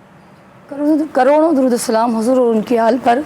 आपने सवाल किया कि रबीउल अव्वल आपके पैदाइश के बाद बल्कि उससे पहले जिस टाइम जनाब रसूल खुदा सल्लल्लाहु अलैहि वसल्लम अपनी वालदा के मदर शिकम में आए उस टाइम से आप बीबी आमना फरमाती हैं कि मुझे हर माह एक बड़ी मुक़द्दस बीबी की ज़ियारत होती थी, यानी अम्मा हव्वा, बीबी हाजरा, बीबी सारा, इन तमाम की ज़ियारतें होती थीं और हर बीबी हर महीने में आके मुझे आप सल्लल्लाहु अलैहि वसल्लम के आने की खुशखबरी देती थी।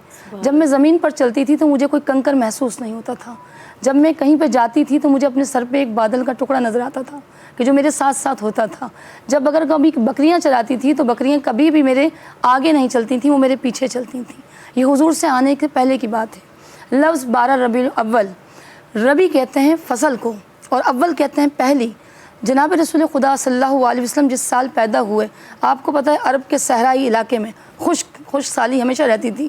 اس سال می بہت سارا برسات بہت زیادہ ہوئی, سبزہ بہت اگا, فصلیں بہت فربے ہوئیں, جانوروں نے بچے بہت وافر مقدار میں دیے, جانور فربے بہت ہوئے, دودھ بہت وافر مقدار میں دیا گیا. الغرض ہر وہ چیز جو کائنات میں اس خطے کے اندر کم سے کم پائی جاتی تھی, یعنی سبزہ, بارش, برسات, مال, مویشی, ہر وہ چیز اللہ تبارک و تعالیٰ نے اپنے حبیب کے صدقے اور ان کی خوشی کے اندر اس جگہ کو نوازی.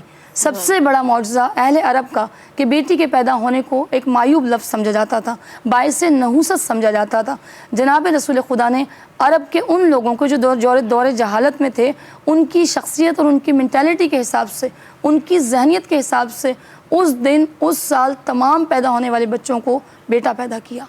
رسول اللہ صلی اللہ علیہ وسلم کی آنے کی جتنے بھی جو ایران کا آتش کدہ تھا وہ بجھ گیا. کئی لوگوں نے بہت سارے معجزات دیکھے. یہ تو تھی قدرتی طور پہ, ہم اپنے گھر پہ چراغاں کرتے ہیں, ہم اپنے گھر پہ سجاوٹ کرتے ہیں. اللہ تعالیٰ نے پوری دھرتی سبزے سے سجا دی تھی. اللہ تعالیٰ نے ہر کسی کو اس کے حساب سے نوازا تھا. کوئی مال مویشی والا تھا تو اس کے ریوڑ بڑھ گئے تھے, کوئی اگر جو ہے فصلیں اگاتا تھا تو اس کی فصلیں بڑھ گئی تھیں. یہ تو وہ دور تھا کہ جب جناب رسول خدا اہل عرب اور کفار کے درمیان میں آئے تھے. اصل استقبال جناب رسول خدا کا یثرب میں ہوا, جو آپ کے جانے کے بعد مدینہ بنا. وہاں پہ جو آپ کا بیسٹ ویلکم کیا گیا تھا, وہاں پہ تھا آپ کا استقبال. جناب رسول خدا جب پیدا ہوئے اس ٹائم کسی کو نہیں پتا تھا کہ یہ رسول ہیں. جناب رسول خدا جب آپ اعلان نبوت کے بعد مدینہ منورہ جاتے ہیں تو ویلکم وہاں پہ بتایا جاتا ہے, وہاں پہ دف بجائے جاتے ہیں, وہاں پہ اپنے حساب سے کچھ بوٹیاں, کچھ سبز پتے, کچھ ٹہنیاں ویلکم کے لیے لے کے کھڑے ہو جاتے ہیں, اور بچیاں ڈف پہ بتاتی ہیں طلع البدر علینا, کہ وہاں پہ آپ کے ویلکم کا انداز, وہاں پہ خوشی کا انداز, کہ صرف آپ کے آنے کی خوشی کہ آپ یثرب میں آ کر مدینہ بنا رہے ہیں. تو یہ ویلکم تو ہمیں 1400 سال پہلے ہی اللہ کے نبی کے دور میں اللہ کے نبی کے سامنے, صحابہ کرام کے سامنے. آج کوئی شخص کہتا ہے کہ صحابہ کرام نے میلاد نہیں بنایا تھا, یہ جشن ولادت نہیں بنائی تھی, تو میں آپ کے اس پلیٹ فارم کے تھرو سب کو بتانا چاہتی ہوں کہ صحابہ کرام کو ضرورت ہی نہیں تھی. جب وہ بارگاہ رسالت میں روزانہ سرکار مدینہ صلی اللہ علیہ وسلم کی زیارت کر رہے ہیں, سرکار سے حدیثیں سن رہے ہیں, سرکار کو چلتے پھرتے اسماء حسنہ پہ عمل پیرا کرتے ہوئے دیکھ رہے ہیں, تو وہ کس بات کا جشن مناتے, تو شکرانہ مناتے تھے. سبحان اللہ سبحان اللہ. हाणे नाते रसूल सां ॿुधंदासीं जेको आहे हाजरा तैमूर. जी हाजरा. کہ اللہ نے اپنے نور کا جلوہ دکھا دیا, اللہ نے اپنے نور کا جلوہ دکھا دیا, سب نور کو ملا کر محمد بنا دیا. اور ہم سے زیادہ ہوگا کون خوش نصیب اس دنیا میں, کہ ہم سے زیادہ ہوگا کون خوش نصیب اس دنیا میں, کہ رب نے ہم کو ان کا امتی بنا دیا. جشن آمد رسول اللہ اللہ, جشن آمد رسول اللہ اللہ, بی بی آمنہ کے پھول اللہ اللہ, پڑھیے لا الہ الا اللہ, لا الہ لا حق لا الہ الا اللہ, لا الا اللہ.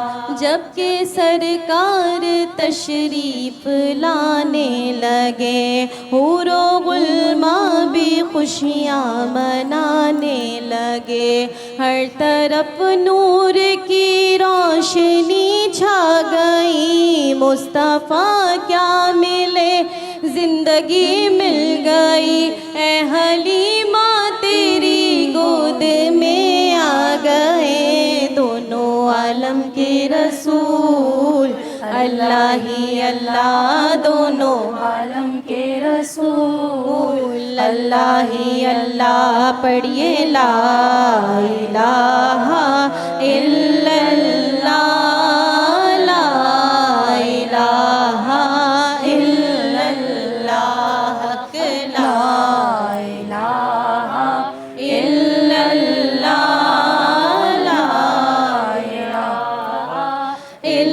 अल्लाह चेहराए मुस्तफ़ा जब दिखाया गया, छुप गए तारे और चांद शर्मा गया। आमना देख कर मुस्कुराने लगी, हवा मरियम भी खुशियाँ मनाने लगी।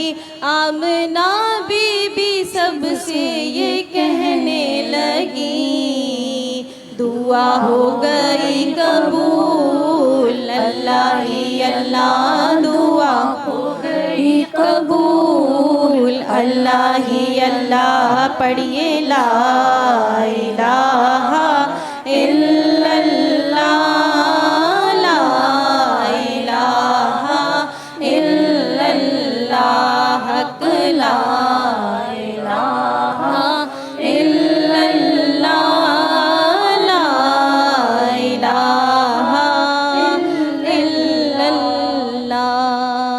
सुभान अल्लाह। अॼोकी जेका ट्रांसमिशन आहे फुल तक़रीबन रौनकनि वारी आहे, ऐं छो न हुजे असांजे महबूब मोहम्मद मुस्तफ़ा सल्लल्लाहु अलैहि वसल्लम जी आमद जो ॾींहुं आहे, ऐं असांखे बल्कि हर घर में इहो जेको आहे सो सेलिब्रेशन हुजणु खपे। ख़ासि करे इन जे ॾींहं खे मल्हाइण जे लाइ तव्हां पंहिंजे ॿारनि में इहे उन्हनि खे अवेयरनेस ॾिनी वञे, असांखे हिन ॾींहं जी अहमियत जे बारे में ॿुधाइणु खपे। ऐं ख़ासि करे जॾहिं ॿार असांजा डिजिटल जेको दौरु आहे उन में तव्हां ॾिठो हूंदो त उहे डिफरेंट पंहिंजे हिसाब सां कॉन्टेंट ॾिसंदा आहिनि, त पोइ मां सिर्फ़ु एतिरो चवंदो आहियां की उन्हनि खे सॼी दुनिया जी तालीम ॾेई छॾियो, पर जेकॾहिं तव्हां उन्हनि खे पंहिंजे असांजे प्यारे आका नबी करीम सल्लल्लाहु अलैहि वसल्लम जी तालीम ॾींदा, खोड़ सारा उते यूट्यूब ते तव्हांखे उन्हनि जूं तारीख़ जे बारे में मिलंदियूं, उन्हनि जी सूरत जे बारे में, उन्हनि जी सीरत जे बारे में सभु हिकिड़ियूं स्टोरियूं, उन्हनि जी तालीम जेको आहे सो पियल आहे। त पोइ कोशिशि कयो तव्हां पंहिंजे ॿारनि खे जीअं तव्हां दुनियावी तालीम में जहिड़े तरीक़े सां इंट्रस्ट वठी करे उन्हनि खे ॾींदा हो, ओहिड़े तरीक़े सां दीनी तालीम बि उन्हनि जे लाइ तमामु ज़रूरी आहे। ऐं नबी सल्लल्लाहु अलैहि वसल्लम जी उनजी सीरत, उनजी अख़लाक़ी जेका उनजी तालीम आहे उहा मां सम्झां पियो की दुनिया जूं हर तालीम खां मथे आहे, पर जेकॾहिं उन्हनि खे उहो रस्तो सुठे तरीक़े सां ॾिनो वञे ऐं उन्हनि खे कोशिशि करे हिकु नंढी ॻाल्हि ते बि जेकॾहिं थोरो बि अमल कराइणु हुन एज में शुरू कंदासीं त हो वॾा थी यकीनन सुठा इंसान ठहंदा। बिल्कुलु वाकई में आसिफ सुठी ॻाल्हि कई त असां ॿी तालीम जे लाइ त एतिरी कोशिशूं कंदा आहियूं, बल्कि मतिलबु हर तरह सां सिफ़ारिशूं कराईंदा आहियूं, पैसा बि भरींदा आहियूं डिग्रियुनि जे लाइ, भॼ डुक कंदा आहियूं, स्ट्रगल कंदा आहियूं। ॿार को असांजो को पेपर में फेल न थी वञे इहो टेंशन बि मालिकनि खे हूंदो आहे, ॿार खे त हूंदो ई हूंदो आहे, पर पाण खे बि थींदो आहे।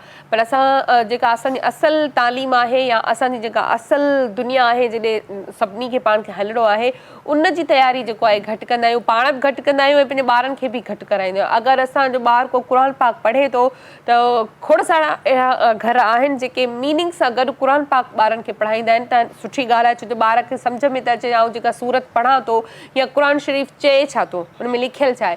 काफ़ी माण्हू जेको आहे क़ुर पाक पढ़ाईंदा आहिनि पर उनजी मीनिंग कोन पढ़ाईंदा आहिनि, ॿार खे मीनिंग जी ख़बर न हूंदी आहे त कहिड़ी सूरत जी कहिड़ी, जीअं असां हाफ़िज़ क़ुर ॾिसंदा आहियूं त उहो छा सिखंदा आहियूं, उन में इहो ई सिखंदा आहिनि त क़ुर पाक उन्हनि खे यादि हूंदो आहे, ॿियो हर हिकु सूरत उन्हनि खे यादि हूंदी आहे, बाक़ाइदे सूरत जी नंबर खणी करे हुन सूरत जी तशरी कंदा आहिनि, सूरत पढ़ण खां पोइ हुन जी माना ॿुधाईंदा आहिनि। त इहे ॾाढियूं सुठो अमल आहे ऐं वालदेन खे वधि खां वधि सवाबु मिलंदो। ऐं उहा ई ॻाल्हि आहे त हीअ जेका असांजी महफ़िल हिन वक़्तु सजियल आहे ऐं आसिफ जेको आहे उहो हिकु फादर आहे, त उन हिसाब सां बि मां इहो चवंदसि त मुतफ़िक़ हूंदो इन ॻाल्हि खां त मां सही पई चवां त वाक़ई में असांखे दीनी तालीम अगरि ॿार खे ॾियारणी आहे त इन्हनि शयुनि खे बि वठी हलणो आहे। अच्छा बिल्कुलु हिकिड़े इन ते तालीम जी जेकॾहिं ॻाल्हि कयूं, नबी सल्लल्लाहु अलैहि वसल्लम जी जेका हर तालीम हर उनजो जेको आहे सो अमल आहे यकीनन असांजे लाइ हिकिड़ो सबक़ु आहे। ऐं हिकिड़ो मां क्वेश्चन जेको आहे सो सैयद नासिर हुसैन शाह नक़वी साहिब सां कंदुमि। साईं मूंखे इहा ॻाल्हि ॿुधायो की असां जेतिरा इंसान आहियूं, असां नबी सल्लल्लाहु अलैहि वसल्लम ते अल्हम्दुलिल्लाह ईमान बि आंदो आहे, कलमे ते बि ईमान आणियूं पिया ऐं असां उन्हनि जी तालीमात जे बारे में ॻाल्हाईंदा बि रहंदा आहियूं, पोइ छो एॾा असांजा तफ़रक़ात असां में छो वधी विया आहिनि, फ़िरक़नि में छो वटिजी विया आहियूं? छा नबी सल्लल्लाहु अलैहि वसल्लम जी कहिड़ी तालीम आहे जेका उहा वठी करे असां इन्हनि तफ़रक़ात खे ख़तमु करे हिकु थी वञूं? तरीन सवाल है तव्हांजो। ॾिसो त नबी पाक जी हिकिड़ी अहम हदीस बि आहे त हलाल मोहम्मदन हलाल इला यौमिल क़ियाम, हराम मोहम्मदन हराम इला यौमिल क़ियाम। मूं मोहम्मद जी हलाल कयल शइ क़यामत ताईं हलाल, मूं मोहम्मद जी हराम कयल शइ क़यामत ताईं हराम। यानी जेका बि शरीयत में हलाल ऐं हराम जी जेसीं ताईं पहचान न आहे तेसीं ताईं इस्लाम ते इंसान मुकमिल गामज़न न आहे। हलाल ऐं हराम असां बाज़ औक़ात दुनिया में मुआशरे में ॾिठो वञे त ज़्यादातर अहिड़ियूं जेके हलाल शयूं आहिनि उन्हनि खे असां हराम कयूं वेठा आहियूं, काफ़ी जेके हराम शयूं आहिनि उन्हनि खे हलाल कयूं वेठा आहियूं। हलाल ऐं हराम जी जेका तमीज़ आहे उहा तमीज़ अॼोके मुआशरे में बिल्कुलु घटि पाती थी वञे। ॾिसो जेसीं ताईं हलाल ऐं हराम जी तमीज़ न हूंदी त मां पहिरियां शायदि हिकु मरतबो हिन जेका सो प्रोग्रामनि में अर्ज़ु कयो त जॾहिं बि हिकिड़ो इंसानु गुनाह कंदो आहे ऐं गुनाह कबीरा कंदो आहे त उन इंसान जे दिलि ते हिकिड़ो कारो तिल्क ठही वेंदो आहे। जॾहिं उहो इंसानु गुनाह कंदो आहे, गुनाह जे मथां गुनाह कंदो आहे त उहो इंसान जे जेको दिलि ते कारो तिल्क हूंदो आहे उहो स्याह जेको तिल्क उहो वधी वेंदो आहे ऐं इंसानु गुनाह जे मथां कंदो वेंदो आहे त उहा दिलि जेका पूरी हिकिड़ी स्याह थी वेंदी आहे, कारी थी वेंदी आहे। पोइ जीअं तव्हां ॻाल्हि कयो पिया त उन ते नबियुनि जी हदीस हुजे या उन जे मथां क़ुर में जी आयत हुजे, उहे आयतूं हदीसूं उन जे मथां असरु न कंदियूं। छाजे करे त हुनजी उहा जेका दिलि आहे उहा दिलि मुर्दा थी चुकी आहे, उन जे दिलि ते का बि शइ असरु नथी करे। उहा शइ उनजो ख़ात्मो कॾहिं थींदो? उन ख़ात्मो इहो थींदो त सभ खां पहिरियां परवरदिगार आलमीन जे दरबार में तौबा करणी आहे। परवरदिगार आलमीन ख़ुशू ऐं ख़ुज़ू सां इंसानु इबादत करे परवरदिगार जी दरबार में ॿाॾाए पंहिंजे हबीब जे सदके ऐं जेको आहे सो दिगर औलिया अलाह जे सदके अलाह पाक खे ॿाराईंदो त उहो इंसानु जेको आहे हिकु सुठे रस्ते ते गादन थींदो। लेकिन हलाल मोहम्मदन हलाल इला यौमिल क़ियाम, हराम मोहम्मदन हराम इला यौमिल क़ियाम, यानी हलाल ऐं हराम जी हिकु पहचान रखणी आहे। जेसीं ताईं असां हलाल ऐं हराम जी पहचान नथा, हिन टाइम मुआशिरो जंहिं लेवल ते वञे थो पियो उन में अहम नुक़्स जेको आहे उहो सिर्फ़ु इन ई शइ जो आहे त हलाल ऐं हराम जी तमीज़ न आहे। अगरि हलाल ऐं हराम जी तमीज़ हुजे शायदि इहो हराम जो लुक़्मो अहिड़ो हूंदो आहे त अगरि हिकिड़ो इंसान जे अंदर में हराम जो लुक़्मो वञे थो त उन इंसान जी 40 ॾींहं ताईं इबादत क़बूल नथी थिए। अच्छा, हाणे असां नाते रसूल बि ॿुधंदासीं ऐं नाते रसूल ॿुधंदासीं उरूज फातिमा खां। जी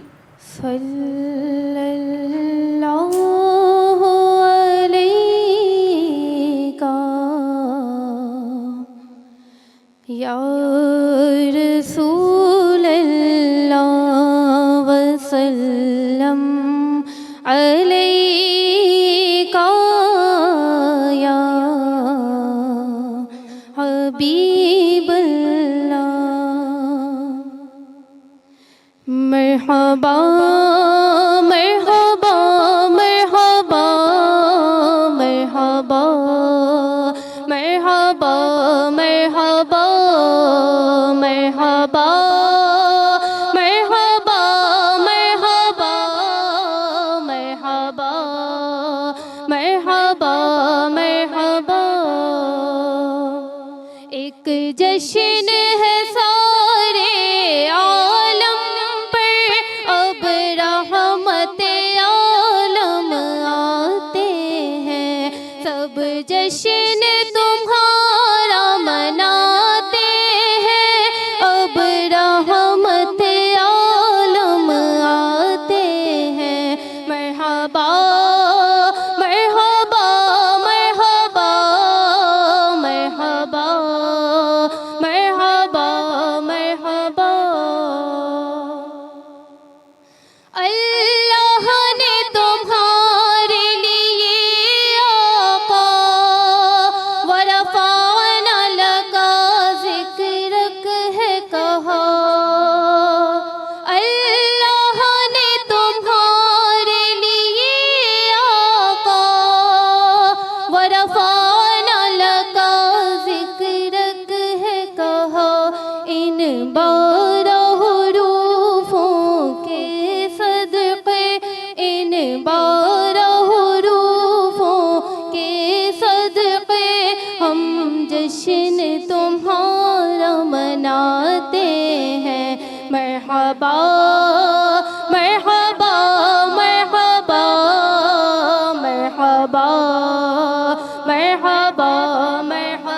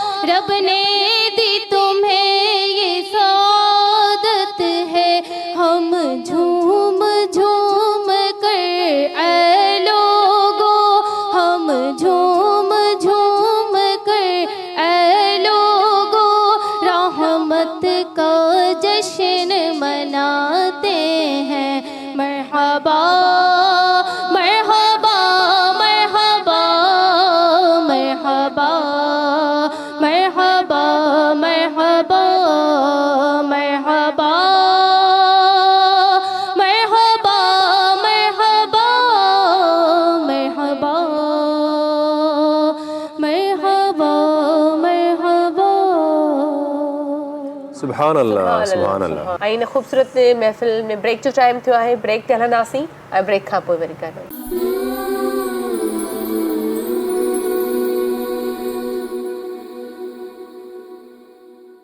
अल्लाहुम्मा सल्ली अला मोहम्मद व आले मोहम्मद ख़ूबसूरत ट्रांसमिशन में एक दफ़ो ॿीहर तव्हांखे भली कार कयूं था।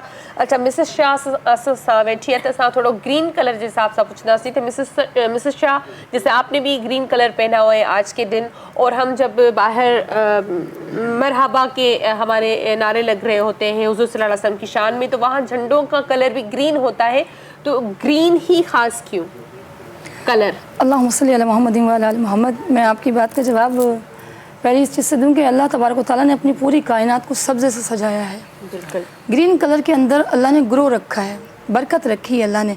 और ये जो सवाल रबीउल अव्वल का है, तो निस्बत में लोग जिस तरह से अब काबे का कलर काला है, ठीक है, कायनात में बहुत सारी चीज़ें काली हैं, तो रबीउल अव्वल का सवाल रसूलुल्लाह सल्लल्लाहु अलैहि वसल्लम की ज़ात गिरामी से, तो हम उनकी गुंबद खज़रा की निस्बत से उस दौर में जिस टाइम पे नबी करीम सल्लल्लाहु अलैहि वसल्लम की मस्जिद नबवी का गुंबद मुंतखब किया गया था, तो ये कहा गया था कि उस टाइम पूरे मदीने के अंदर किसी भी मतलब किसी मज़ार या मकबरा या मुक़द्दस मकाम का जो ऊपर का कलर था वो सब एक जैसा होता था।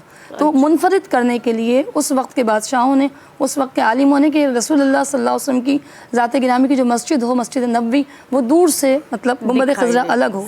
गुंबद खज़रा मतलब सब्ज़ गुंबद, तो उस ग्रीनरी के हिसाब से, उस ग्रीन की निस्बत से अमूमन लोग ग्रीन कलर वेयर भी करते हैं, फ्लैग भी बनाते हैं कि हम जनाब रसूल खुदा की मस्जिद के गुंबद खज़रा से मुनसियत रखते हुए, मोहब्बत रखते हुए जी, और यही इश्क और मोहब्बत था जो पाकिस्तान के झंडे में भी ग्रीन कलर को इस्तेमाल किया गया, क्योंकि ग्रीन कलर और सफ़ेद कलर हमारे मज़हब को ज़ाहिर करता है जी, बरकत को ज़ाहिर करता है। और सवाल कि आपने मैंने वेयर किया, तो मैंने ग़ालिबन पिछले चंद सालों से ग्रीन कलर को अपनाया हुआ है कि ग्रीन कलर का मतलब ग्रो, और मेरा शजरकारी की मुहिम से भी ताल्लुक़ है और पाकिस्तान से मुझे बेतहाशा मोहब्बत है, तो मैंने ज़िंदगी भर ये चाहा है कि लोग मुझे मेरे नाम से, मेरे चेहरे से ना पहचानें, बल्कि इस कलर से पहचानें और इस चीज़ को साइंस समझें। अच्छा, नबी सल्लल्लाहु अलैहि वसल्लम ने शजरकारी के बारे में क्या कहा है? ये भी कहते हैं कि दरख्त लगाना भी सदका है। बिल्कुल, जनाब रसूल खुदा सल्लल्लाहु अलैहि वसल्लम ने तो बहुत बेहतरीन बात फरमाई है। हज़रत अबू हुरैरा रज़ियल्लाहु तआला अन्हु एक बार दरख्त लगा रहे थे, तो आपने रसूलुल्लाह को आते देखा तो मिट्टी से हाथ झाड़ लिए, तो आपने कहा अबू हुरैरा तुम पौधा लगा रहे हो? कहा या रसूलुल्लाह मैं इस पौधे को मतलब ग्रो करना चाहता हूँ, इस पौधे को बड़े प्यार से लगाया। तो आपने फरमाया कि ए अबू हुरैरा, क्यों ना मैं तुम्हें एक ऐसा पौधा बताऊं जिसे ना बीज बोना पड़ता, ना आबियारी देनी पड़ती, और वो तनावर दरख्त बन जाता है। आपने कहा या रसूलुल्लाह मेरे माँ बाप आप पे कुर्बान, भला ऐसा भी कोई दरख्त होता है? और होता है तो रसूलुल्लाह को ज़्यादा पता है, ऐसा कौन सा दरख्त है जिसका बीज नहीं लगता और वो तनावर दरख्त बन जाता है? आपने फरमाया कि मेरी उम्मत के अंदर जो शख्स सुभान अल्लाह, अल्हम्दुलिल्लाह, अल्लाहु अकबर, ला हौला वला कुव्वता इल्ला बिल्लाहिल अज़ीम पढ़ता है, उसके नाम का एक मुकम्मल दरख्त जन्नत में लगा दिया जाता है। रसूलुल्लाह ने फरमाया कि दरख्त लगाओ, ये तमाम अंबिया की सुन्नत है, बल्कि सुन्नत इलाहिया है, क्योंकि कायनात की हर खूबसूरत चीज़ अल्लाह ने जन्नत को भी सब्ज़े से सजाया है, फूल पौधों से सजाया है। तो सदका जारिया भी दरख्त लगाना, मरूमीन के लिए लगाना भी सदका जारिया है, जिंदाओं के लिए भी लगाना सदका जारिया, और जिंदाओं के लिए तो मैं कहती हूँ ज़्यादा है, क्योंकि जितनी ऑक्सीजन हमें दरख्तों से मिलती है, पौधों से मिलती है, पत्तों से मिलती है, वो शायद दुनिया की किसी भी चीज़ से ऑक्सीजन नहीं मिल सकती। बिल्कुल, सुभान अल्लाह। तो शजरकारी किया करें, मैं अपने हर टॉपिक में, हर लेक्चर में कहती हूँ शजरकारी किया करें। शजरकारी कई तरह की होती है, शजरकारी फ़कत ज़मीन पे नहीं होती, शजरकारी सुभान अल्लाह, अल्हम्दुलिल्लाह, अल्लाहु अकबर कह के जन्नत में भी होती है। और हज़रत अली मौला अलैहिस्सलाम ने फरमाया कि कुछ पौधे ज़मीन पे लगते हैं, कुछ पौधे जन्नत में लगते हैं। एक पौधा है जो ना ज़मीन पे लगता ना जन्नत में लगता, वो है खुलूस का पौधा, वो है खुलूस का पौधा जो दिलों में लगाया जाता है। तो अच्छी और मीठी बात क्या है कि दिलों के अंदर खुलूस के पौधे लगाया करें। बहुत बहुत मीठी बात और इस प्लेटफॉर्म से एक और मैसेज तमाम सुनने वाले और देखने वालों को कहूँगी, जिस तरह से हम झंडियाँ लगाते हैं उसकी बाद में बेहुरमती होती है, हम झंडे लगाते हैं बाद में बेहुरमती होती है। क्यों ना हम काम वो करें जो फ़कत रबीउल अव्वल तक महदूद ना हो। हर मुसलमान, हर पाकिस्तानी अपने घर के बाहर एक ऐसा फ़ायदेमंद दरख्त लगा दे जो उसकी आबियारी भी रहे, ऑक्सीजन का भी साबुत हो। दूसरी बात उसकी यादगार रहे कि मैंने जनाब रसूल खुदा सल्लल्लाहु अलैहि वसल्लम के महीने में ये दरख्त लगाया था, आने वाले वक्त में फल भी दे सके और ऑक्सीजन भी दे सके। माशाल्लाह, सुभान अल्लाह। जी हाँ, नात रसूल मकबूल जो टाइम थी हुआ है, गुलाम कादिर साहब महबूब की महफिल को महबूब सजाते हैं, आते हैं वही जिनको सरकार बुलाते हैं। अॼु हिन महफ़िल में रहमत जो वसकारो आहे, तव्हां ई असांजे वंड वठण जो वारो आहे। शाइर छा थो चवे, रहमत जो वसिकारो थई वॾो वठी त अॼु वारो थई खोले रुगो झोली पंहिंजी खोले मोतीलाल मिलंदई रहमत जो वसिकारो थई वॾो वठी त अॼु वारो थई खोले रुगो झोली पंहिंजी खोले मोतीलाल मिलंदई पचर का बिन भी कभी ज़िक्र खुदा ज़िक्र नबी पचर का बिन भी कभी ज़िक्र खुदा ज़िक्र नबी ॾाढो अजीब नज़ारो थई वंडो वठी त अॼु वारो थई खोले रुगो झोली पंहिंजी खोले मोतीलाल मिलंदई छॾ ज़माने जूं महफ़िलियूं भागन में हे घड़ियूं मिलियूं छॾ ज़माने जूं महफ़िलियूं भागन में हे घड़ियूं मिलियूं हिकिड़ो पलो बेउधारो थई वंडो वठी त अॼु वारो थई खोले रुगो झोली पंहिंजी खोले मोतीलाल मिलंदई वेहणो हे रब खे वणई नेकन में नालो गणई वेहणो हे रब खे वणई नेकन में नालो गणई अज़मे पोइ छोटे कारो थई वंडो वठी त अॼु वारो थई खोले रुगो झोली पंहिंजी खोले मोतीलाल मिलंदई रहमत जो वसिकारो थई वंडो वठी त अॼु वारो थई खोले रुगो झोली पंहिंजी खोले मोतीलाल मिलंदई अच्छा अॼु मीलाद आहे त मां भी ज़रूरु इन जेको आहे सो इन वंड जीअं वारो अथई त पोइ मां पाण चाहियां थो त हर प्रोग्राम में असां गीत मुशाइरा कंदा रहंदा आहियूं पर हे जेको आहे सो भलाई जो हिकिड़ो समां आहे ऐं इन में रहमतूं आहिनि अल्लाह ताला हिननि महफ़िल जे सदके असां सभिनि ते आसानी फ़रमाए ऐं सभिनि खे इश्क़ रसूल इश्क़ मुहम्मद सल्लल्लाहु अलैहि वसल्लम असांजे दिलनि में क़ाइमु ऐं दाइमु रखे ऐं उन मोहबत खां असां कॾहिं बि परे न वञूं जब दीद नाज़रीन यकीन कयूं पिया कि इंशाअल्लाह हे जेका महफ़िल अल्लाह जे हुकुम सां ऐं सिंध टीवी जे प्लेटफॉर्म ते ऐं सलाम सिंध जी हिन ट्रांसमिशन में सजाई वई आहे यकीनन इन्हनि जो असरु असां सभिनि जी दिलनि ते अॼु खां वठी ता क़यामत ताईं रहंदो ऐं इंशाअल्लाह हिन महफ़िल जे सदके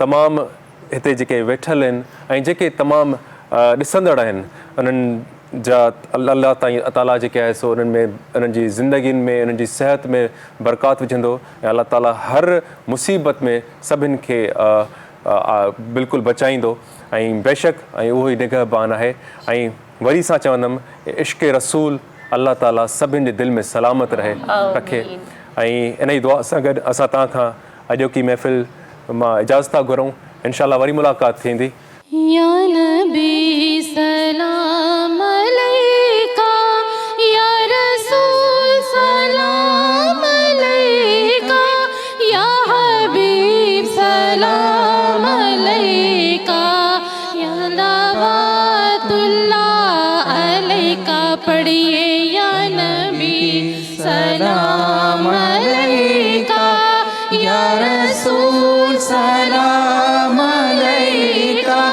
या हबीब सलाम अलैका सलावतुल्लाह अलैका तेरी जालियों के नीचे तेरी रहमतों के साए जिसे देखनी हो जन्नत वो मदीना देख आए तेरी जालियों के नीचे